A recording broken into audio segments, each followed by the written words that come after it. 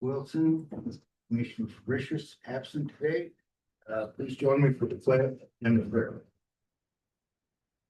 Pledge allegiance to the flag of the United States of America, to the republic for which it stands, one nation under God, indivisible, with liberty and justice for all. Heavenly Father, please watch over us today as we do work for the citizens of Fremont County. Watch over those that are suffering from sickness and loss. Please guard over our armed forces in nation and across this great world.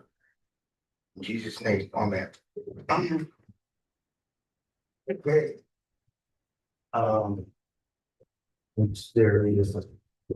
You say we have a title 25? No, we'll say it for the next Okay. next meeting. All right, well, we'll get right into the budget hearing. Aaron.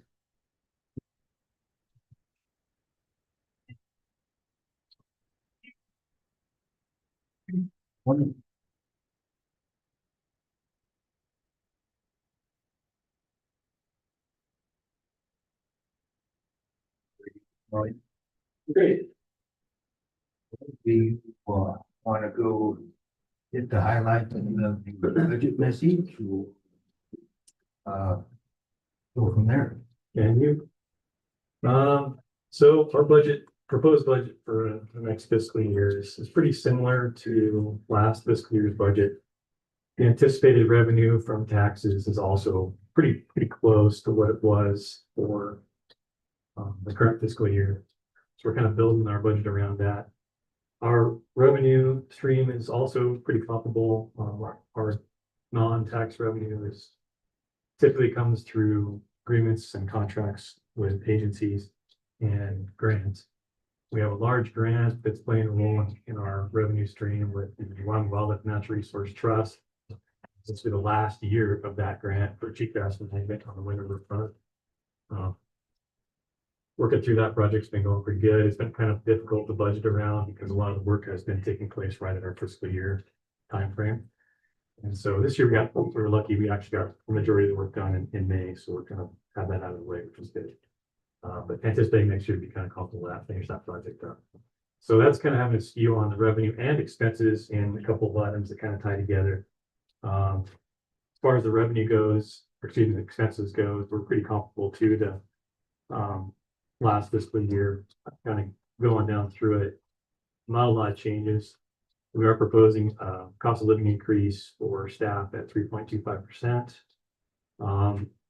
My goal is to maintain a staff of 10 full-time folks. Right now we're at 9, and we're going to be down to 8 in the end of September with another retirement. And with the uncertainty with the ballot initiative, we're kind of sitting on those and see what happens with that. Because that would be a factor. It would make a difference in who we can hire back. I hope to have 10. So this summer we're a little bit set back because we're also keeping a couple positions open at the time and now to weather the uncertainty. So that's on there. It's a change. The rest of those administrative budget items are about the same as previous fiscal year, last year in particular. On the operations side, what you'll notice a significant increase on is service contracts. And that's largely due to the helicopter work for the cheatgrass management for the Wind River Front project. And also buying the herbicide through them as well, which is actually making our lives easier. We had normally purchased that expensive product, stored it in our warehouse, kept the liability on it. But they worked out a system where we can just buy direct from the applicator and actually save money. But it does show up as a large service contract. In addition, we're also, because being shorthanded, we're also trying some subcontracting a little more than we have in the past, which I think will actually be a benefit to the district overall. For example, mid-bill irrigation, the majority of that project is being subcontracted this season. So we'll see how that goes. A contractor on the big one basis. Beyond that, everything is holding pretty steady in our proposed budget. With the 25% tax cut, we were still able to maintain our cost shares pretty much to the equivalent that they were. We did cut our glyphosate cost share last year, and it's maintained this year too. We don't offer cost share through our sales at our warehouses and encourage people to go get the cost share ag dealers if they're using it for crops, and they get a 25% cost share there. We are running a little bit weak on vehicles. We're needing to replace some vehicles, but we can't afford to do so. And so that's an ongoing problem that we're trying to work through. Hopefully we can weather through that, or we may have to kind of downgrade equipment and focus on what we can afford and then subcontract some of that work out for the mid-bills. Good example of that. One of the main vehicles that we had been using had been in the shop all the time last year, and so it's taken a lot of downtime. So we're trying to decide if we need that or if we need something that's a little bit more cost effective, a smaller unit, that kind of stuff, contract the rest out. So that's one of our challenges as well. Other than that, Question, Aaron, how do you budget for capital improvements? if I have the funds, I budget to purchase, right? So we have a depreciation reserve. And in an ideal world, I would add to that depreciation reserve each year the amount of depreciation value for my equipment. That never happens. It can never do that. So in the end, if I have an opportunity to budget some extra money in reserve, we do. But if we need to replace a piece of equipment and we can afford to do so, we do that. Our typical time frame is 10 years for vehicles and 7 years for ATVs. To go back to revenue a little bit, your grant from Wildlife Trust. Yeah. Is that in the, was that in the other, in terms of the revenue summary there, or is that in the grants? It's in the grant, so it'd be a grant from the I'm state sorry, agency. yeah, the other forecast, so that's inside the grants? Yeah. Is that the lion's share of that number? Then, It is for that one. I mean, there's a few Okay. others that I have in there do you too. expect that to renew or get another opportunity on that? I think there's funding available. I know that the WWNRT folks are looking for us to add to projects in Fremont County. So we're kind of trying to decide where the best place to do that. One conversation has been in that Split Mountain area down there. There's one landowner that was interested in that. We had conversations with them, but that kind of has slowed down at the moment. We'll see. Okay. So yeah, we have projects we want to put together. They have a fairly sizable amount of funds available for annual basic grasses again. So we anticipate taking advantage of that if we can. So what makes up that other forecasted revenue? What are the big chunks in there? Okay, and which one are you looking at? I'm looking at your revenue summary at the very top, first page, Oh, okay. first page of numbers. So other. Okay, yeah, that's like motor vehicle fees and other tax revenue that comes in. It's not associated with the mill levy. Okay, but you are a recipient of that. Yeah. Oh, So we get motor vehicle fee. That's mainly motor vehicle fees would have the budget there, but sometimes these other ones show up like delinquent taxes yeah. show up down there instead of in the mill levy for us. So the BLM and forestry stuff that you do, is that show up then as, is that a cost share thing, or is that a revenue? That's a revenue stream. Where does that one go through? So that would Is that be government support or? that would be grants typically, Okay, probably from that. Government support might be part of that. Look at the and is that stabilized a little bit or? kind of. I don't have new money this season on Forest Service land, so I'm using what I have available. I have a large amount of funds available, but it's all earmarked for the fire, the pack trail fire that happened in DuBois. Right. So that's a challenge. So it looks like there's a lot of funds in there, but it has to be used for that. So I'm not going to use all of that. Yeah, For the general weed stuff, it's a little lower than typical. BLM, I have good funding currently for cheatgrass management. That's now falling under the fuels program. okay, And so for the noxious weed stuff, the general noxious stuff, I currently have $0 available for me. I'm anticipating that to become available in the next month or two, but it's definitely later than normal and hard to plan around.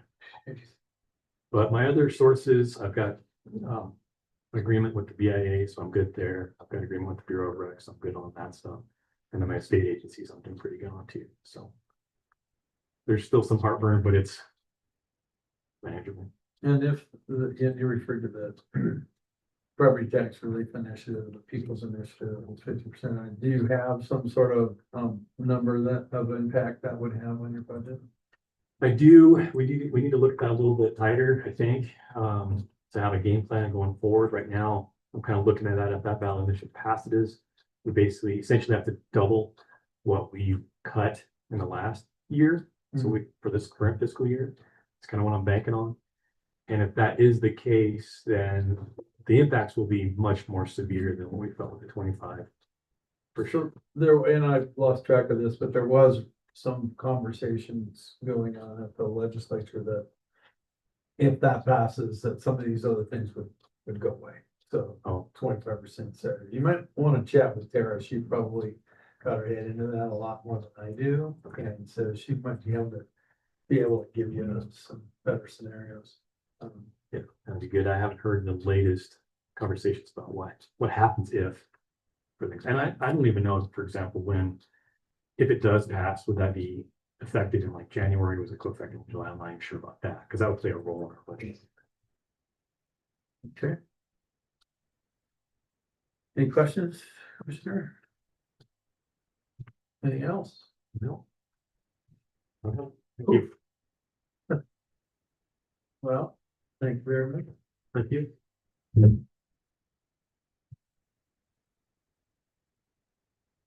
You ready? Okay, recreation board. I don't know. You wanna wait? We're a little ahead. Yeah, we may have somebody else come. I don't know if they're covered or not. Okay. I guess if you have a question for one of them, they can chime in when they get there. You The never- only person that I would think that might come would be Don or Ron to Yeah. talk about the youth camp. Yeah. We can start with that if you want. Let's give them 10 minutes. And then we'll we'll relax here. I guess we're waiting for Larry to. I have a question. If we have money in our budget this year, Hmm. that I don't think that we're gonna use. Who's money? Well, I mean, I don't know if we do money. I just want to tell you what we're gonna use for budget. Is that what we need to do? Because there's some of that money in the encumbrances where they forfeited, they just aren't gonna go forward with the project. So if they're gonna do that, we're not gonna reassign that money this. I get to spend money just to receive money, so that's not a question. But I don't know how do you just build it into next year's So, money that you send us, or we need to send money back to you? Because that's gonna no, require me asking why I start for money. oh, yeah, no, what we would do is, that would either just go forward as fund balance Okay. to begin next year. Okay, If but it's, do you- if it's not gonna be But encumbered. it's not gonna be enough probably to change your world. 25,000-30,000, but I just thought I'd give you a Yeah, heads up. I mean, it'll go into the mill levy calculation that we Okay. went through, so. Okay, If good. you have a bunch of money that's rolling back, then you'll see a small. No, I feel like they're gonna spend a bunch of money tomorrow night. But, we still have a lot we haven't spent, but a lot of it we're gonna spend tomorrow. I just pulled $65,000 out of White Star, but you know, you have to do that so far ahead now. Right, So, I you think, should look into Wyoming class, what is it? Wyoming class, Is it better? Yeah. We did it last year. like overnight, like the way Wyoming is. It's good to know, even on the city side too, not that the city. I'm not part of this part ahead. Yeah. But it would, Breckford, from where it hits to when we need to spend, just doesn't line up with when we have. Yeah, That's hard. not just. So. It's traditional. Well, it's Been hard. bitten by Wyoming too. Hey, I just texted you. Yeah. Is that, and Yeah, then they had to have people. Don't. Prove it. Big, wait, we're waiting for you guys if you know. Yeah. which is fine. Darn, it's just- Well, they can't, Wyoming class. That's what he said yesterday. Yeah. That's it. There's no going in. Don't have to expect. Yes, yeah. How's every, Sure. you know, I talked to Maurice, or Get to what's it. her first name? Yeah. Marcel. So it's it's an underlying. But last month, it was like It's. last week, that he called a big connection that he had. Yeah.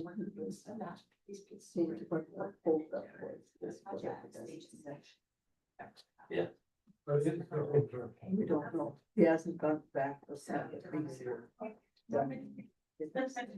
Did you see, because you'll see that that's there and you have this. Yeah. Okay. Just get this one excited and start. No worries. Okay, that works perfectly. Too big. Oh, Ron? Yeah. Did they? Don't know. Yeah. The first of the second round, that would. So you don't think Don got I don't work in the first. So we don't think Don. Okay. is Well, gonna let's make go. it? Yeah. Well, we can go back and start with you guys.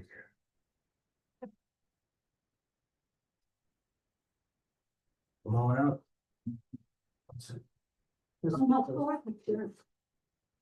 They don't care if you move a chair. Do that. Not that one.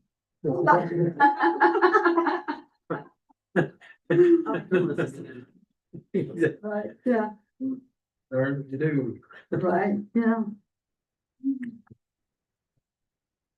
So in your budget message, the septic system, the septic replacement project, that's, seems like that thing's dragging on. Oh, boy. What's the holdup? DEQ, Oh, So I'm making the EPA look good. yeah. Really? So I just talked with Marcel, about a month ago, and he called me, I want to say last week, and he was checking with the connection he had to see what the holdup was, and I haven't heard that. So the DEQ temporarily placed the project on hold. Well, I just keep referring it to another consultant to look at. Oh. It's like, yeah, it's been months now, and I stressed on Marcel that, we need to move on Right, because of the funding yeah, being available, and, yeah, cause it's gotta be completed by the end of this year. end of this year, yeah. Yeah. Do you have a contact name over there Um, that you've dealt with? Who's putting you off and who's Well- who's the point of contact over there? You know, I can look it up and get it to you, but they told us in September they had 30 to 60 days to review it. Okay. And that would have been November, Yeah, that's, and they're still reviewing it? yes, still sending the other consultants to look at it. All right, give me the contact. And then I'll go a different route. It's ridiculous. Yeah, see, and that's why I thought. Especially with extra Marcel- money at risk. Yeah, Well, and we've told them, Yeah. not their worry. And I think our contingent plan is we just do the repairs, is that correct? We have to. Yeah, that we'd have to use that money to do repairs and then buy some extra tanks and stuff. And we'd use the money for that if we can do that, but that's not, that's kind of putting a Band-Aid on the situation and that will prolong it. No, that But was that's specified not- funds either. yeah, Correct. right. Right, and which is one of the reasons we still budgeted the same amount as last year. Because we don't know if those are for funds and where the septic with, that's why we took the money that was the 66,000 that was in encumbrances. And we moved it to mid-year cap in case we have to go a different route and can't use the ARPA funds. So that we have that money available to do the repairs we need to and replace the tanks for the septic. So there's a chance we don't need that money, but there's also a chance that the project, we have to put in something that will cost a lot more than what we originally thought. So that's also because I think one of the things that the DEQ has an issue with is that they think that the usage in the summer is too much for the septic system our engineer planned for it. But really it's not because we don't run it 9 months out of the year. So it has all that time to recoup. So it's getting them to buy into that. which is all the engineers and Marcel and everybody else says that it's fine, but you have one DEQ with this specific view, and then it has to go through all these levels of review, is kind of the take that I get from it. So if we have to go to a different size septic and do that, it's gonna cost more, so we're gonna need some more money. Which is why we took that money that we had in encumbrances, we didn't do community grants, and we moved that up to the mid-year cap, so we kind of have that as a reserve if we need to spend more money to get the septic project done. If that makes any sense. I think the DEQ is mad that Don talked to Kale Case and Kale Case talked to the head of the DEQ. And they were mad. And I think that's kind of when it started going south. And they're gonna show us who's in charge. You're But Kale doesn't know we've had all these drawbacks trying to work with DEQ. Okay. I'm sorry. Well, so we're kind of in limbo until we hear something. Yeah. Right, Don't forget that contact information, we'll do what we can do. and then I can call Kevin. Yeah. Okay, well, if you want to go through your budget message, the highlights and, Oh, sure. we'll go from there. Sure. So for our budget dollars, the amount that we're requesting is the same as last year. The only difference that we did is, like I said, I moved the amount that we had encumbrances for community projects. We just moved out to mid-year cap in case we need it for the septic project up at the youth camp. Our main revenue source is property tax. I know John and I have both looked at a couple of grants and things that have come that way. One of the things we did start doing last year is we started working with Wyoming State Trails, and they basically have used their grants. We buy the materials, but they're doing, so instead of going out and having to hire a contractor, we just buy the materials, and then they actually go in there and do the maintenance. Responsible. Yeah, do maintaining the trails out there for us. So they've been working on decking on bridges. I think that our last meeting, there was four Yeah. bridges that Four have been bridges. completed so far. Yeah. So that's, we buy the materials. I think they have to set for a while before they can be They used. do, Yeah, because the wood's green. Now, out at the Heritage Trail, they did say that there was one bridge that was absolutely unsafe. And they, burned out. yeah, they burned it out for making it just without a bridge.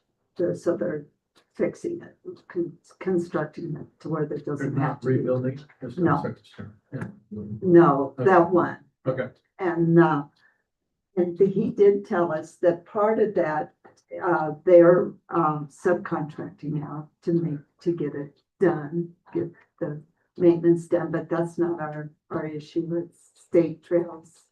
Right. Is So we're doing that. using their money to Yeah. get that done, Yeah, which so, is nice. yeah, we're just we're buying the materials. Yeah, we just buy a lot of materials. A lot of materials. There's a lot of bridges. There's a lot of That's bridges. something. Yeah. Yeah, I think when we first started looking at the project, like several years ago, if we were to do all of the bridges all at one time, and this was like 5 years ago, I think we had in our budget, it would have been like 200 and some thousand. So it's a lot more expensive now. Yeah. So, Yes, Mr. Yes. So, we have an ongoing, disagreement with the Wind River Visitors Council. They give out about 25% of their budget to tourism asset development grants. And because of the way they're structured, they run through chambers, which anyway, long story short, I'd like you guys, if you're open to it, is to push that issue and request some of that money. You guys have a tourism asset there with the Heritage, you have it with the camp. Now, not necessarily camp, but then Crooks. Green Mountain. Green Mountain, yeah. And it just makes no sense to me that you guys are disqualified for that. So I'd like you to, push that issue by making an application, find out. And put it on there and we're gonna hit them too, because they're coming in, it's like, guys. We are restricted and we have tourism assets, and the same goes for the museum.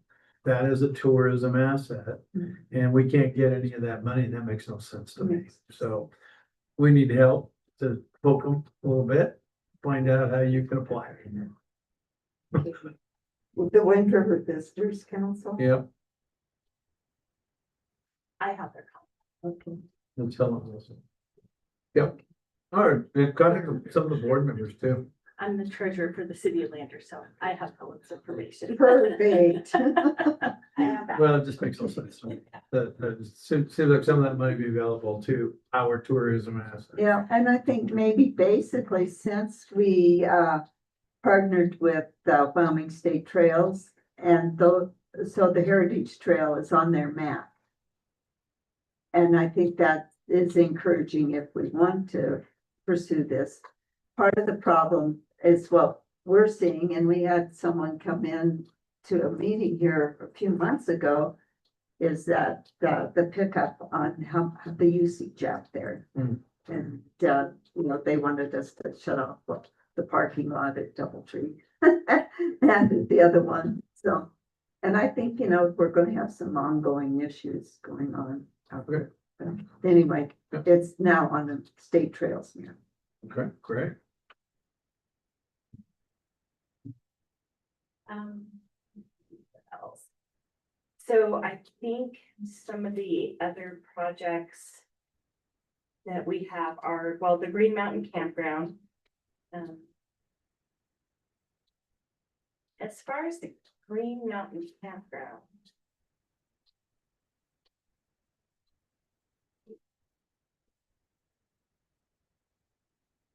Thing with Green Mountain, we have the donation box out there that is a little bit.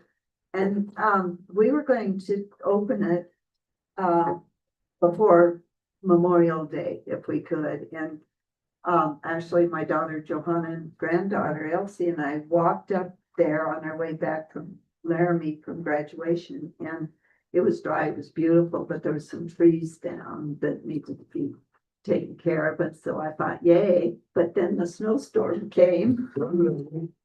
Last Friday, there was about that much new snow, and even in four-wheel drive, it was going along, and all of a sudden it just started going sideways. Yeah. Whoa, let's get back out of here. Yeah. And the problem I saw when we were there is it looked like there was quite a few ATVs that had gone around the gate, down, around and up. That gate is a real joke. Yeah. It's a BLM gate, but it's on private land. I don't know how you. That doesn't bother the BLM. No. But I understand this thing. And where it's at, they, an ATV side by side, they can just go down and around, and that's what they're doing. We'll go back out this weekend or shortly thereafter and check and see if it's dry enough that we can actually open it up, so. Yeah, our hope was to open it by May 22nd before Memorial Day, Yeah. but then it decided to snow, so it can, Yeah. yeah. It did. But yes, we were going to hopefully in May and June, because we have a lot of money to still spend up there. We were gonna remove the downed trees, oil the picnic tables, willow remove and some trimming. Yeah.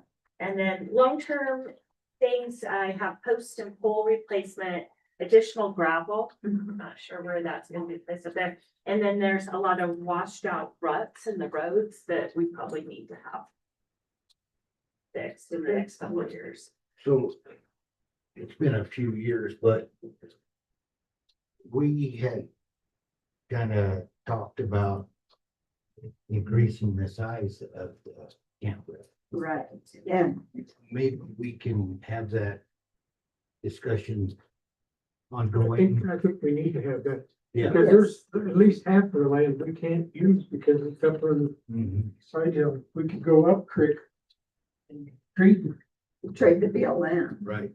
if that's, And I think with the new management, I think they're receptive to ideas and stuff. In fact, I had to step out because they called me about an issue I got. But I think they're kind of receptive to the idea. Would you recommend us, maybe, having a joint meeting with Yeah, them? we could do that. We could get together and ask them to come in and see what their feelings are about it. And, you know, I don't know what they call it now. It used to be Firewise. Yeah. They did a bunch of clearing Yeah, we And they did. Yeah. They did a good job. They did. and they were thinking that possibly that might be an area for expansion. That's on that up, Over at Yeah. Upper Side. yeah. Okay, but I it mean, really helps them. so I mean, I think we could have a conversation. Yeah. Yeah, so I would think that would be something that you could arrange and just let us know. Okay, Okay, all right, if you would, I will. we might as well get the ball rolling, at Yeah. least a conversation. Yeah. 'Cause At it- least with the BLM in the past year, they came around where they let us control when it opens and when it's shut, Yeah, even though it's not on BLM land. They admitted that Yeah, it's probably our decision, not theirs. We have keys now, right? Yes. Yeah, we have Mhm. keys. oh, perfect, okay, And then after the youth camp, we obviously have the septic system, which we talked about, replacement project. I think this year, still before it opens, which should be soon, we have, plumbing of bathroom fixtures and replacement of bathroom fixtures. Is there, I wrote down water line and flow repairs, is there, yeah. And then repairs to the nurses cabin roof, which got some wind damage. I think long-term projects, as we look, when money comes available, once we get through the septic, you know, we're very thankful for the ARPA funds, because we've got to put in the solar system that's working really well. But we would like to rebuild the fire pit area. We'd like to replace, improve the picnic shelter awning area and add sand to the recreational areas. Is kind of where we're heading in the next few years with that. And that's recreational. That's. I have just a quick question, you know, we were, in January, we were told that we shouldn't or couldn't do grant requests this year. And we didn't last year. It seems like maybe, and I don't want to like step on toes or say the wrong thing, but you know, what's visible is the increases for the county's wages. And I've had a lot of questions about that, if there's extra money, is it too late in this year's, it probably is this year's budget to do grant requests, but I think maybe we need to kind of be a little bit more visible with our communities with those, because they do help. Whatever, you know, the commission desires, but I'm feeling bad that we didn't offer grants and, when there was a little extra money left. They didn't know they had it. And, yeah, and you didn't know you had it. I get that, yeah. Mr. Chairman. yes, So last time we put a budget in there. And that's been a couple of years. Didn't we have 100,000 the last time we do that? We did put $100,000 in for grants. It's been It's been a substantially couple higher than years. in the past. Yeah, it's been a couple of years since, last year we didn't do budget. Yeah, we just grant had- requests. we had- Right, or the year before. We just we had had- encumbrances, did. yeah. So, what kinds of, remind us, what kind of grants you guys, that you receive, or what kind of grants were we talking about? We usually don't go over $7,000. No, what kind of grants are, what price? Recreational, we've helped Be more with, specific if you could. oh, we've helped with trails, we've helped with Okay. purchasing equipment for, you know, Building playgrounds. Playgrounds. Like improving baseball fields. yeah, The ice hockey Rodeo. have asked for like signs to replace their signs if their signs are failing in their ice hockey arena. the hockey arena, yeah. Um, We've helped the town of Flander, the town of Du Bois with equipment, the senior center has asked senior for centers. recreational equipment for their seniors, Yeah. things like that. Those Yeah. are the types of requests we get. So your request seems to me like they were, I mean, the total amount is a couple $100,000, is that right? It used to It be. used to be, It used to. yeah, And we prioritize them, anything that has more, a long-term benefit that helps many people, like equipment would be, we would be less raised than Priority, if yeah. something that actually improves a baseball field, like a new sprinkler system that yeah, can and that's be there 10 priority years one, because yeah. the lifespan and whether it's like actually improvements to the thing that can be used. Yeah, It goes a little bit further than equipment, but also we always have usually about a $7,000 max. And then we also ask for them to have 50% that comes from another source. yeah, So we ask for matching from them as well. So, and sometimes it can just be, we just need new bleachers for, Low Trail, we've helped to several things with Low we've had Trail. Loacher before. Yeah, Yeah. yeah, bleachers, Yeah. but, infrastructure type things are always more of a priority than the Yeah. others. Climbing walls. Yeah, So, what, this kind of off the subject, but with your partnership with State Trails, we're always giving word that possibly there may be some litigation on that, and oh, on that, we're talking about Heritage Trail. Yeah. Mhm, yeah, will State Trails help you with legal counsel? Or haven't talked to them about it. But I don't think so, for me, they did. it It is- is, yeah,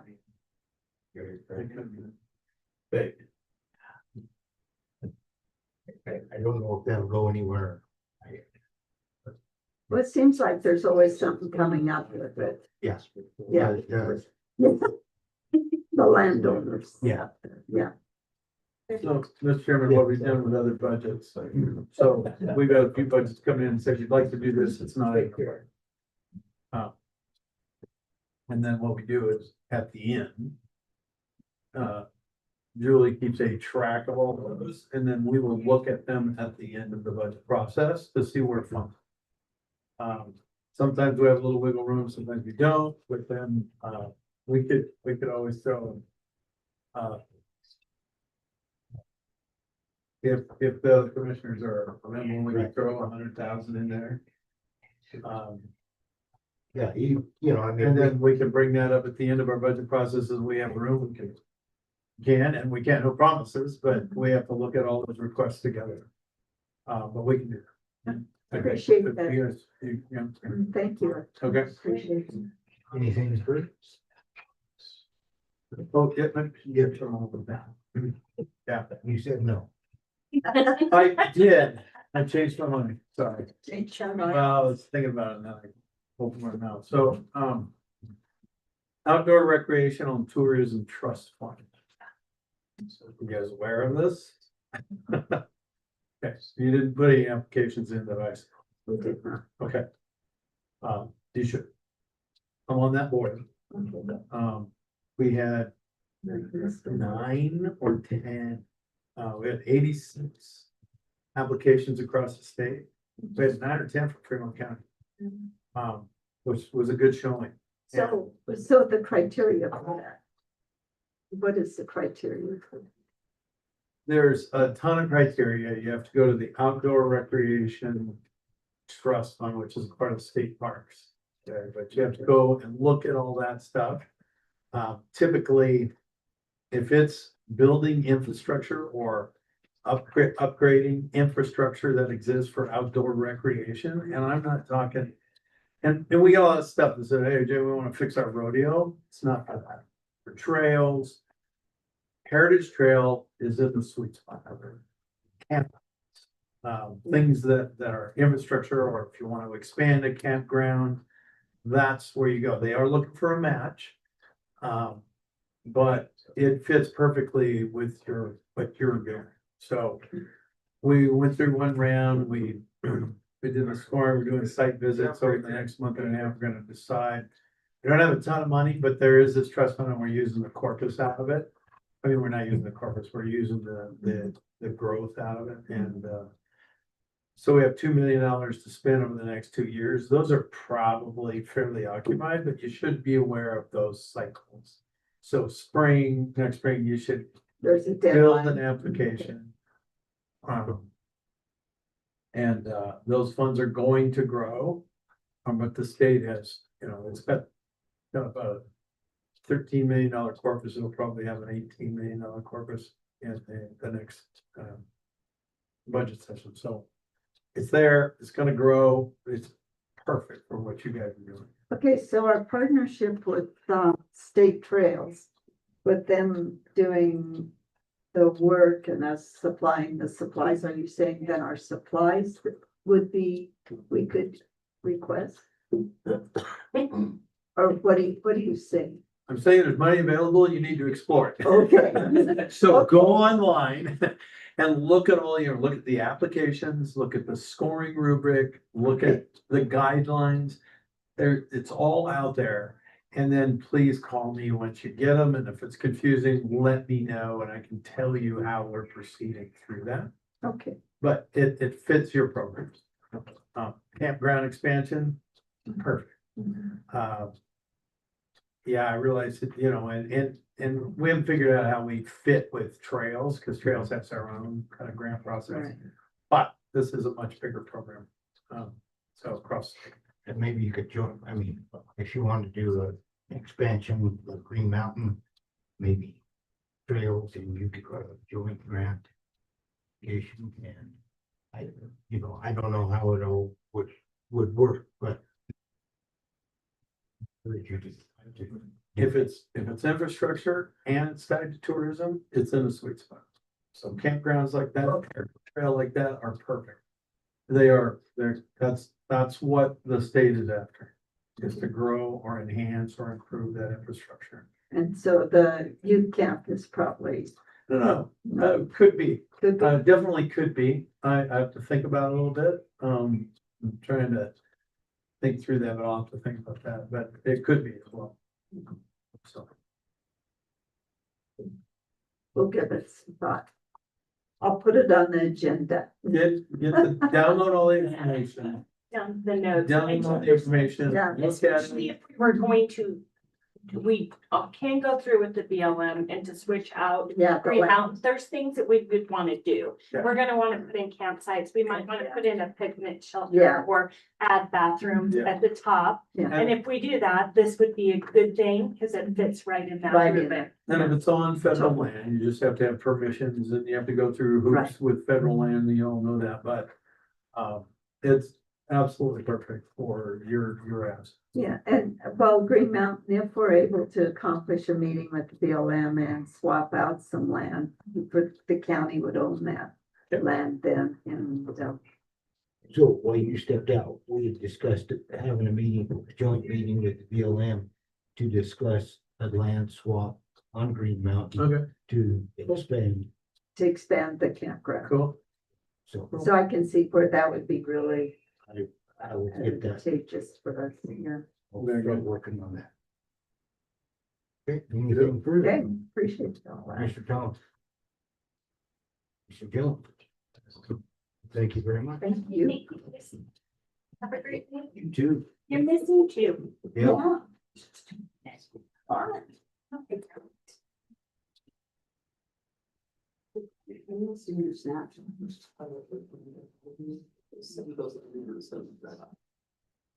Snapshot. We saw it from the budget. Well, we're ready for solid waste. If you're ready, we're ready.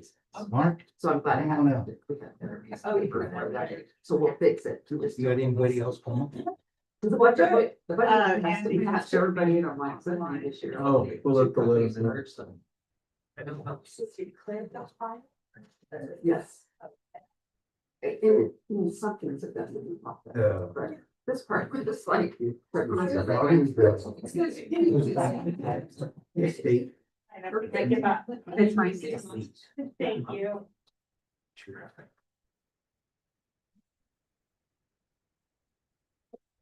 Yeah, glad. And you might be watching from YouTube, but I haven't sent a link to anyone. What the, so I don't know if we have any on. Yeah, email, she'll send him the link. Are you ready? Okay, I'm ready. A Fry, AFREY. Dot FCSWPD. .com.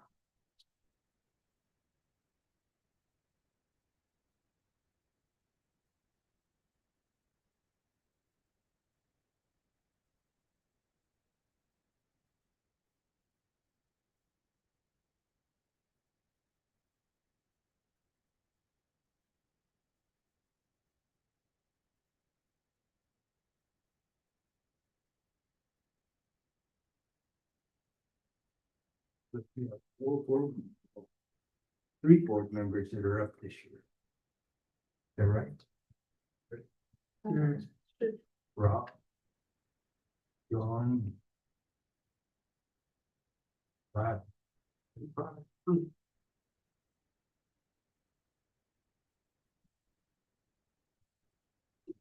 What hurt any rumblings? Yeah. Here's fine.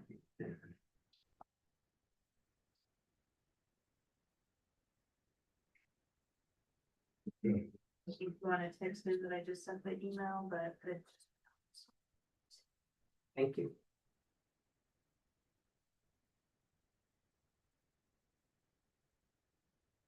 Sure it gives much.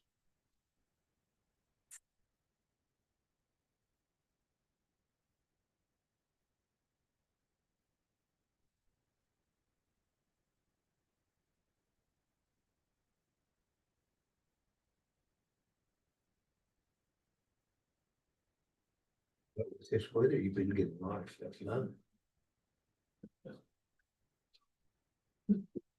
Oh, but. Yeah.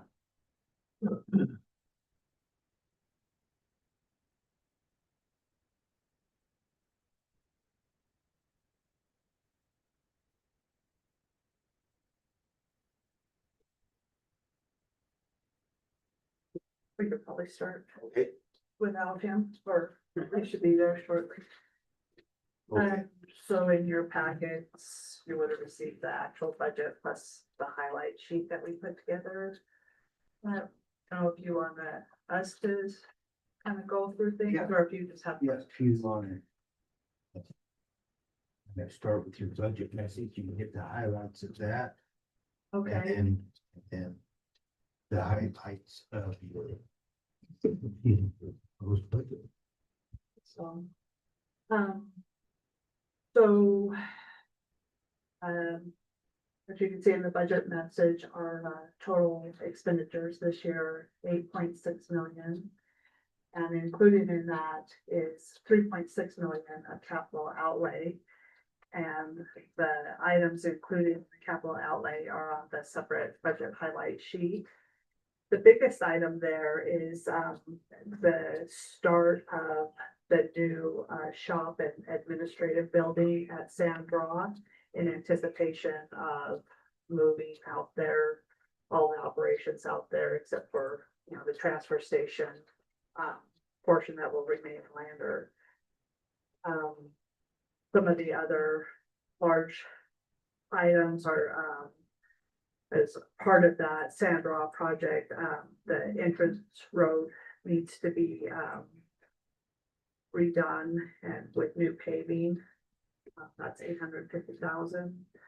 Some other large items, the baler system in Lander, which will be continued to be used for recycling, needs to be replaced because the existing baler, apparently it's so old that you can't get any parts for it anymore. And, also there's been some, I mean, it's been discussed off and on for years just because of the type of baler it is. It has to have standby power all the time. Because as Andy says, it's a hard start, which is out of my zone here, but apparently it has to have a significant amount of standby power, which we get charged for all the time at the power company, which is pretty expensive. You know, some of the other items on there, a new alternative cover machine, which was actually budgeted for this fiscal year, but we weren't able to get delivery in time, so we had to push it into next year, along with a trailer for that machine. New motor grader for sand draw, walking floor trailer, you know, small chemical sprayer. And then the litter fence that sand draw is a permanent litter fence versus, you know, we have some mobile litter fences that are used, but this one is going to be a permanent litter fence around the perimeter of the property, and then a little bit for offense equipment.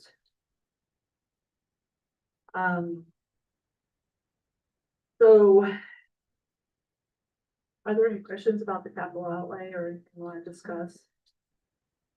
Questions? Okay. So then moving on to wages, another big ticket item for the district, as for all of the county, I imagine.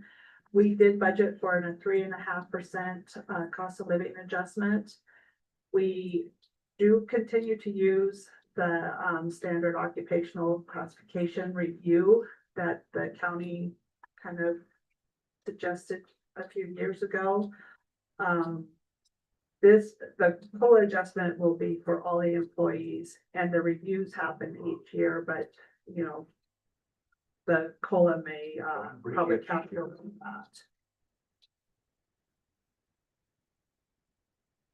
All right, Don, sorry. That's fine. We always budget for full employment, which is 26 full-time positions, and Can I just stop and talk about the COLA and SSCs? sure, So you've been reviewing SSC. What brought you to the point that you want to do across the board 3.5 COLA? I could jump in, the SOCs are 3 years out of date. Those, We pull it, interesting. You mean yours are? No, No. the Federal Bureau of Labor Statistics publishes. Julie, are you listening to this? Okay, they're 3 years out of date? they run behind. Yeah, they, Last I knew, we were up to like at least 25, I thought. No, our last one was 23. Can you share with them? Because just this conversation of, So see what's the year that they're doing. You go to the site. yeah, and they're online, but, so our last COLA. hold on, let's let them get back to somebody, because we use these all the time. Okay, So let me pull the last list. and theirs would be different than yours. Unless we're at a different place, but it sounds like it doesn't even. Good. Are you finding the US labor statistics? which is through the newspaper. So So your baler wire, I got a question. How big is that? How big diameter? Must be pretty good sized wire, Yeah, It's not those like- bales are. not like a hay bale. Yeah, he said he hadn't got the link yet. I'm thinking around. I just tried resending it, so I hope it's not it. That's pretty heavy. Yeah, pretty heavy too. Yeah.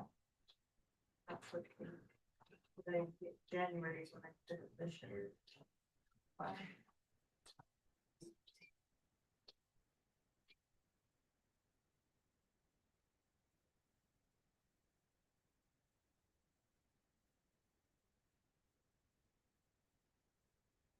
We have, under the SOCs, you have steps for experience. Yeah, good, that's good. At some point, you know, your older employees, they max out. So the COLA is very important to them. It's the only raise they're gonna see. We feel like those older, more experienced employees are really good to have around. Yeah, because we do have a fair amount of turnover in our younger staff. Says continuously updating is the one we look at. Yeah, we should all be looking at the same thing. So if we're looking at different So things. what's ours called? Career one stop,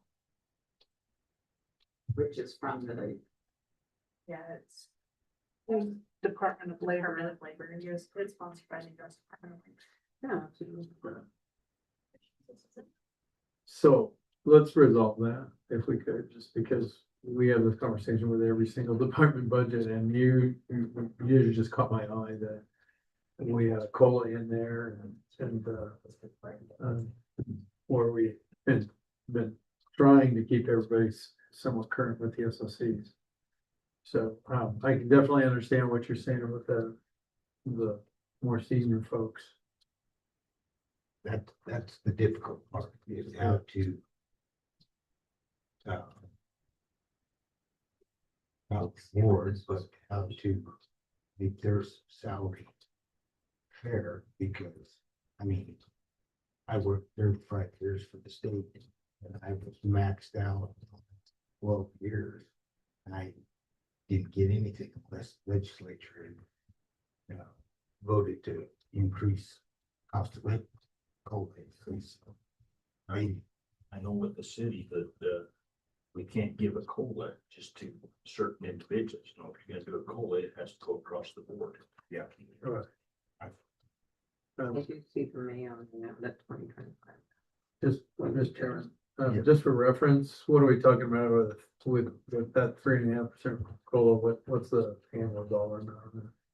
The total impact, including, Social Security, Medicare, all the, related expenses, is about 59,000. Okay.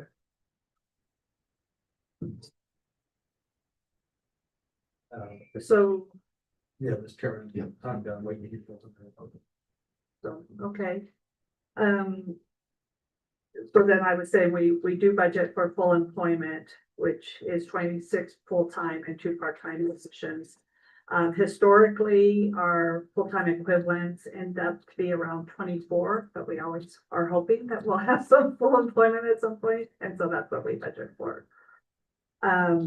Our health insurance adjustment was actually very low, only 3% this year, as was our workers' compensation, and a big part of that is Camille staying on top of all the safety training and reporting that's necessary to get all of those reductions in rate. As you know, the Wyoming retirement increases 0.5%, and we follow the allocation by the state. I don't know if we do the same, but that will be shared evenly between the employer and the employee. Mr. Chairman, Yes. so what is your mix between employee and It is, Founding overhead. yeah, let me see, the new rate is.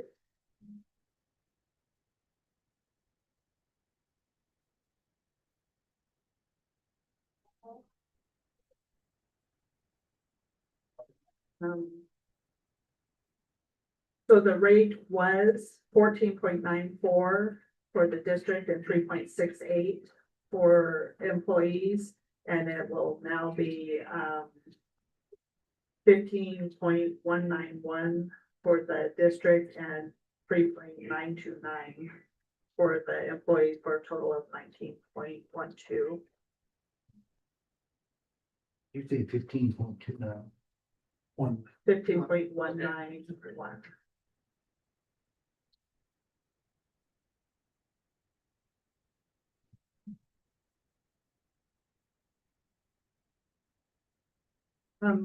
So with the budget as is, we are adding, $4,455 to our closure, post-closure future development fund. So not a lot, but, that will make our reserve, foreclosure $15,349,250. And our current estimated cost for closure and post-closure is $17,172,210. So, Mr. Chairman, so, your,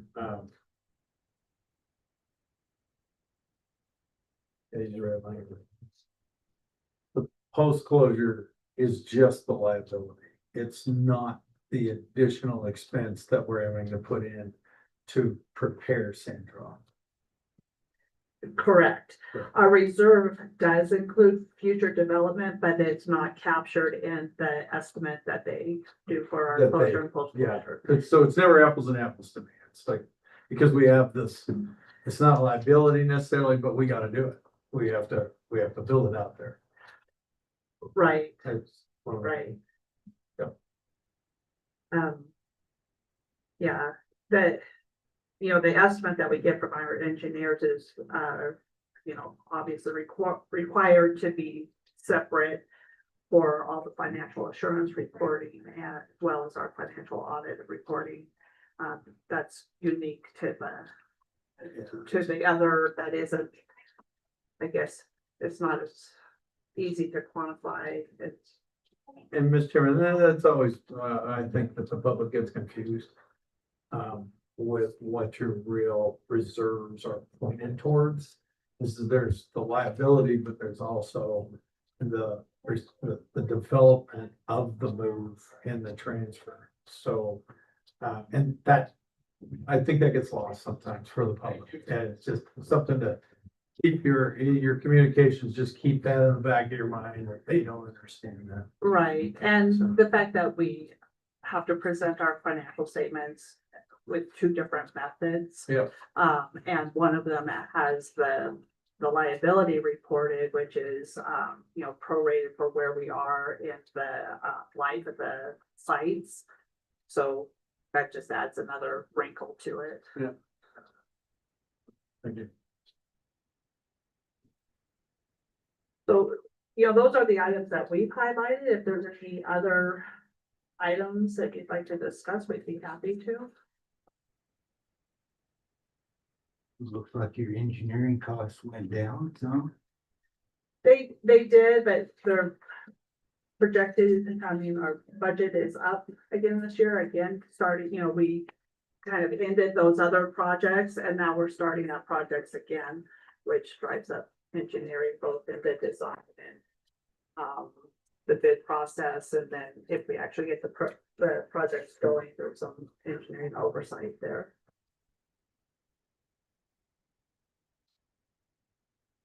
So on your capital outlay for your new baler system,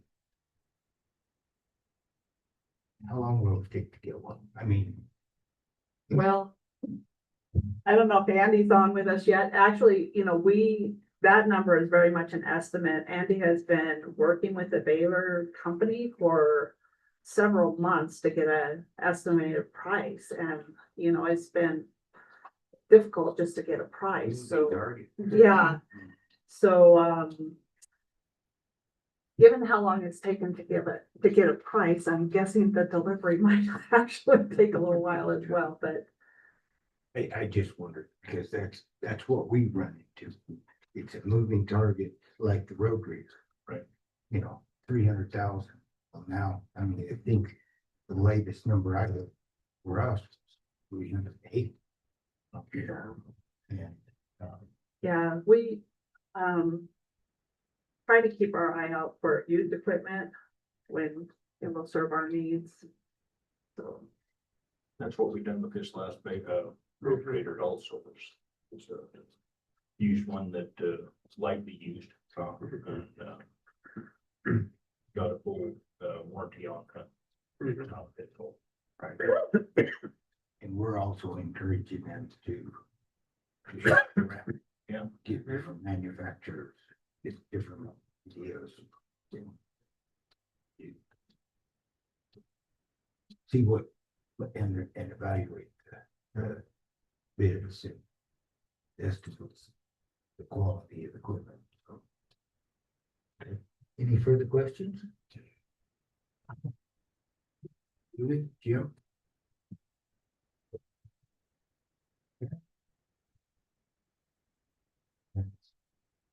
About us for now. If you've got any further questions, we'll keep back with you and we encourage you guys to come in and just give us an update time to time. You know, since we have a little bit of time, I would have an issue. Mr. Jones is probably aware, we've talked about, when we start hauling, all of our waste essentially to Sandra,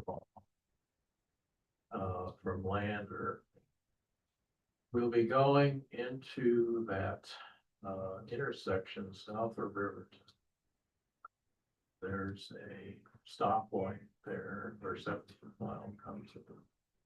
It would be really handy. Turn it right there. Cut off that half mile or whatever it is. It's not huge, but using a controlled intersection. The other intersection to Gas Hills is uncontrolled.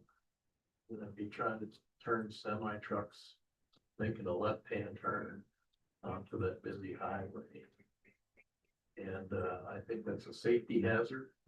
We've been fortunate so far. Haven't had any incidents there, but it would be really good if the powers that be, the county, the state, we would certainly be willing to participate to make a road across there at the stoplight. There is a trail there and it's been used in the past. It was used when they hauled the uranium tailing from Riverton back out to Gas Hills. They used that road. The state had a short-term lease on that ground. But that cutoff would be a really good thing. Is that a tribal road or is that? It's not any kind of a public road right now. Mr. Chairman, Yeah. do you know who owns the land? I don't, but we're gonna track that down. We could give Steve. It would just be, I think, a really good thing for the county, for solid waste. So yeah, start the conversation with YDOT, see what they do before. Create a road across. Yeah, what would be the, yeah, you're absolutely right, it's gonna be a. hazard. You know, right now, trucks, we're hauling all of our waste to land or the closest landfill from Riverton. They don't have to make that turn, but as we start hauling to Lander, we'll do that uncontrolled intersection, basically, then coming back out, turning left onto that highway. Right there, that Cabin Creek Homes. Right. Yeah, yeah, Right. yeah. So we'll do some check. Like I said, I think the solid waste board would be very willing to participate in that. Mr. Chair, would the solid waste board be willing to lead the effort to get the conversations going? To start with YDOT, figure that We piece out? could. I think it sounds to me, I would be interested in participating, but it seems like it would be very helpful. We would have a very large interest in Yeah, getting that done. absolutely. I'm not sure we're the proper agency to do that, but certainly could. Start with Maybe. YDOT since they've used that before. Yeah. I would imagine, or do a little research code. It would save us mileage, save us time, and Safety, most importantly, the Big safety issue. safety issue. Yeah.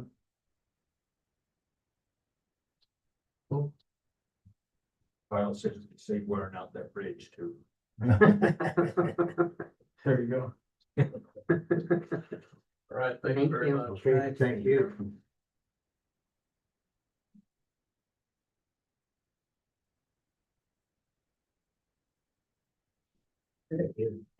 Thank you.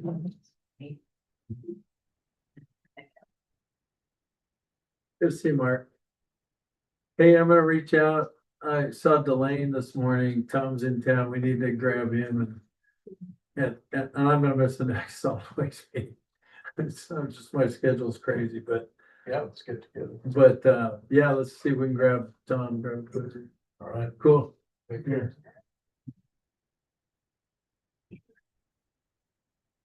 We have time to be terrorists.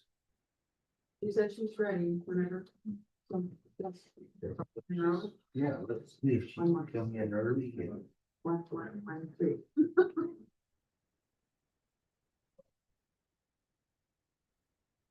All this.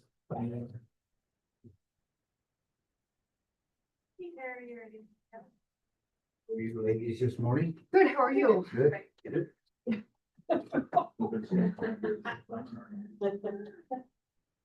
How's your Wind River development deal coming? Well, so I'm here with the visitors. Right. Yeah. You're, No, but we you're set a up, free target. we'll be back on the 16th to present to you guys. Oh, good. Okay. Well, I brought some impact reports for you all to look at Oh, in the meantime to Cool. prep for that meeting. So, Good. and this is Emily. Hey, How are you? Good. How you doing, Clarence? Good. Good to see you. Hi.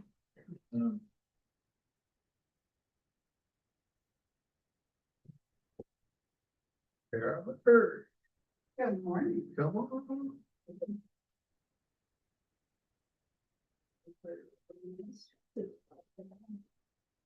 Here's a. I made more copies. Says it catches fire, it's my fat finger. Very, let's put that. See my little. What'd you guys do? Run everyone else off Yeah. today? This is not part of my budget. Really. This was one of the last prototypes we made of the thing. I really had to do it. That's slick. It is. It's just the right size. It is. Modern version of the old timer. Yeah. Parents give me that. Oh, that old timer. And it's too short. I just can't. But. Oh, Of course. it's so big money. You need to go to school to learn how to operate. Yeah. When I worked at Gerber Blades. I couldn't tell you how many cuts I had. You'd sit in business meetings and everybody in the room be flicking knives open, big knives. Little knives. And if anybody walked in off the street, didn't know what we did. Yeah. They think we were all loony. That was our product, you know. Good morning, Mr. Chairman, Commissioners. What you have in front of you is my budget for next year. I will just highlight some of the biggest changes you're gonna see. Of the increase that you see, most of that is in salaries. So there's about a $72,000 increase, 58,000 is in salaries and benefits. That's what we did with the SOC adjustments the other day. Of course, the bonds got added. That's kind of a weird thing when that bond only comes up every 4 years. It's hard. It makes it look like, especially $1,200 worth of bond. My fuel budget is going to be up because, of course, as you know, that fluctuates. I will tell you all, I do a zero-based budgeting. So if you ever want to see any of my documentation, they can tell me how many miles they're going to drive. That's kind of where we go with that. So it does fluctuate. We're going to be turning some fuel mileage back in this year again, because we've pulled back some places that we, and then one of the other big increases is the Schneider. That doubled. So when we had previously had map server, the Terra GIS, that's done. So it was like 6,200. Now it's gonna be 13,000. We had talked before about a place to put that, whether we wanted it in the county fund, but I put it in here so that we're assured. And I'm gonna try and pay the 6,200 for conversion fees out of this year's budget, because I think I'll have that much left with my salary faux pas. People coming and going and not paying them, so I'll have enough left in that to cover that. So I'd like to get it paid. It's going well.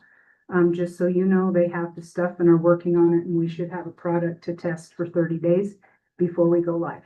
So that's working. As far as the budget message, we don't have much for revenues in my office because of the map server program. People can print things off of there. They can research, print their own maps.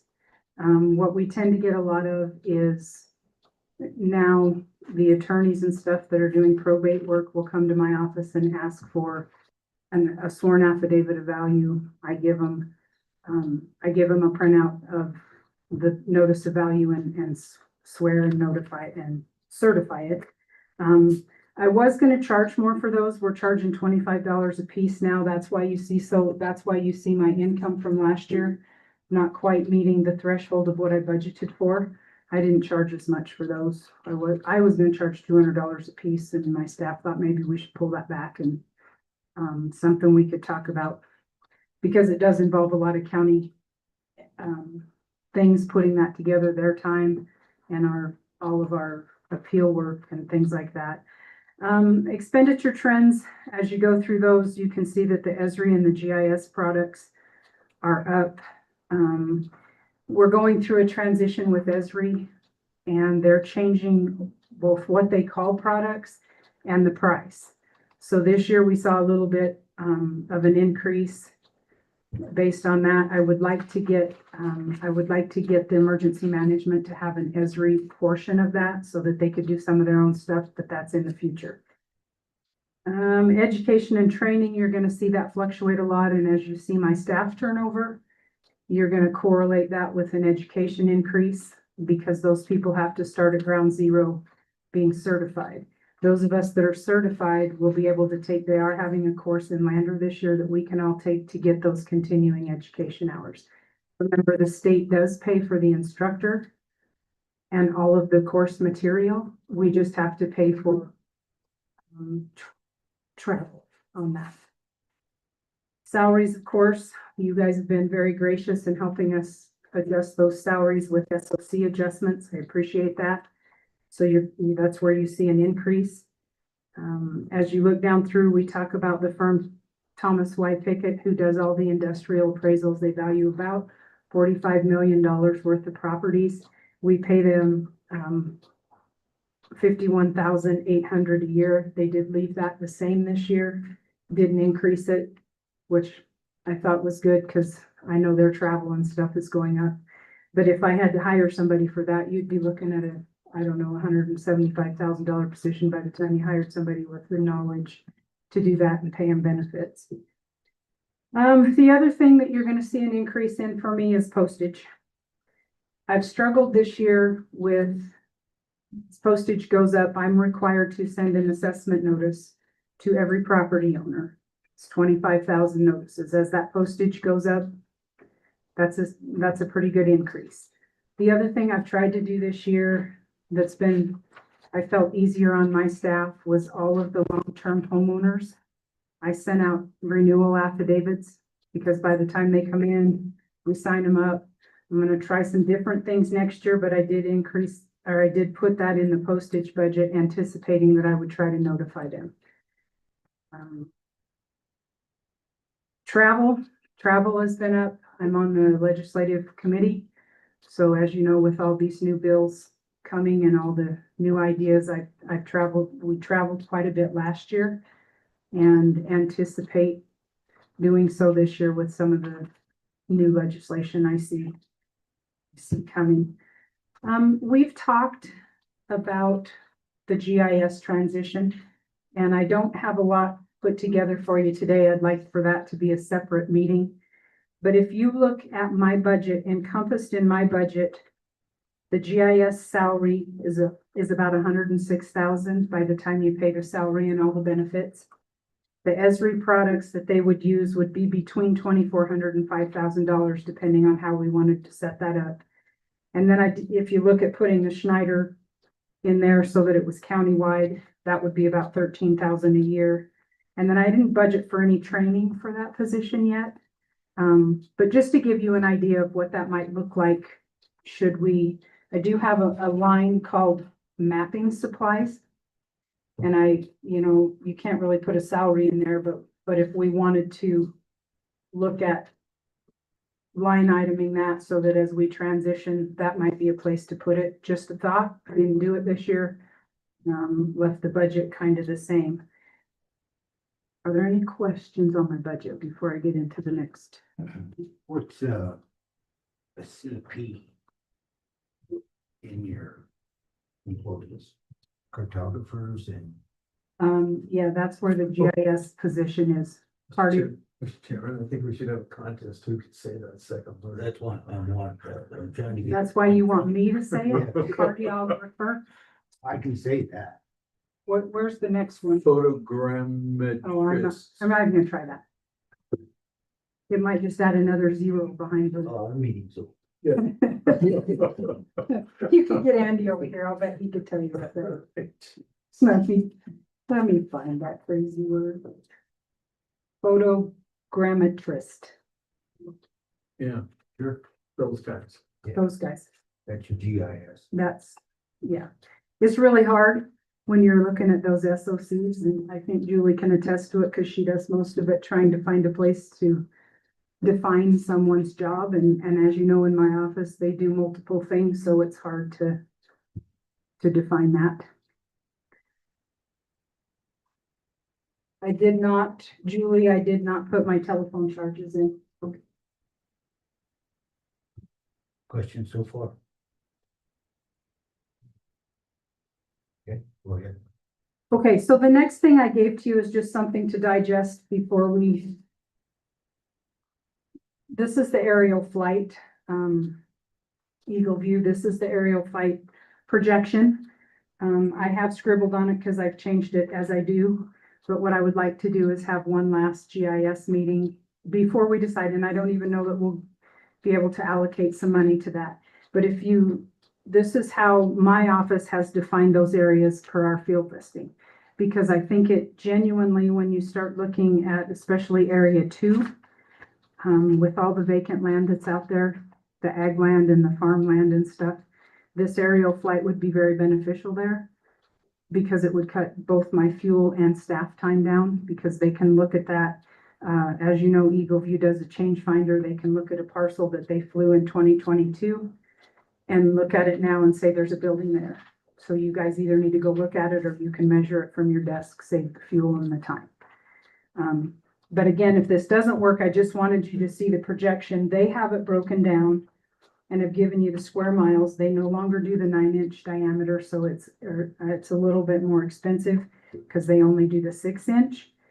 But what they've done is they've taken a 5-year total of the 953,760 on the second page of this, and they would break it down into annual payments instead of the fluctuating. One year when we flew more miles, it would be 91,000. The next year it would be 195. For budgeting purposes, they have said, if it works somewhere in our budget, and my hope is with the GIS push we're having that we get some buy-in from conservation districts. I know that the Posio Conservation District, Kelsey, has offered, can we pay for some of this? It's helpful to us. Like I've said a million times, Converse County has a beautiful structure set up where different people pay in to what they use it for. It's very vital in Converse. They've got a really good oil and gas system set up where they can find the new wells. So I'm just giving you that as a discussion point for future. Mr. Yeah. So this multi-year plan, would they be willing to lock that in per contract? Yes, So those would be locked in regardless of. Mr. Chairman, price. yes. Yes, and I've worked with them enough to know, Okay. I trust that, and if something happened and we had to rearrange one of those flight patterns, it would be nothing. They would. And again, remember, they've already flown the highly populated areas of the state. Those should be coming out here soon with a 1-inch diameter. So the towns and all the towns and right around the towns, right around Riverton and Lander will already be flown. We'll just be adding on to that should we decide to do this.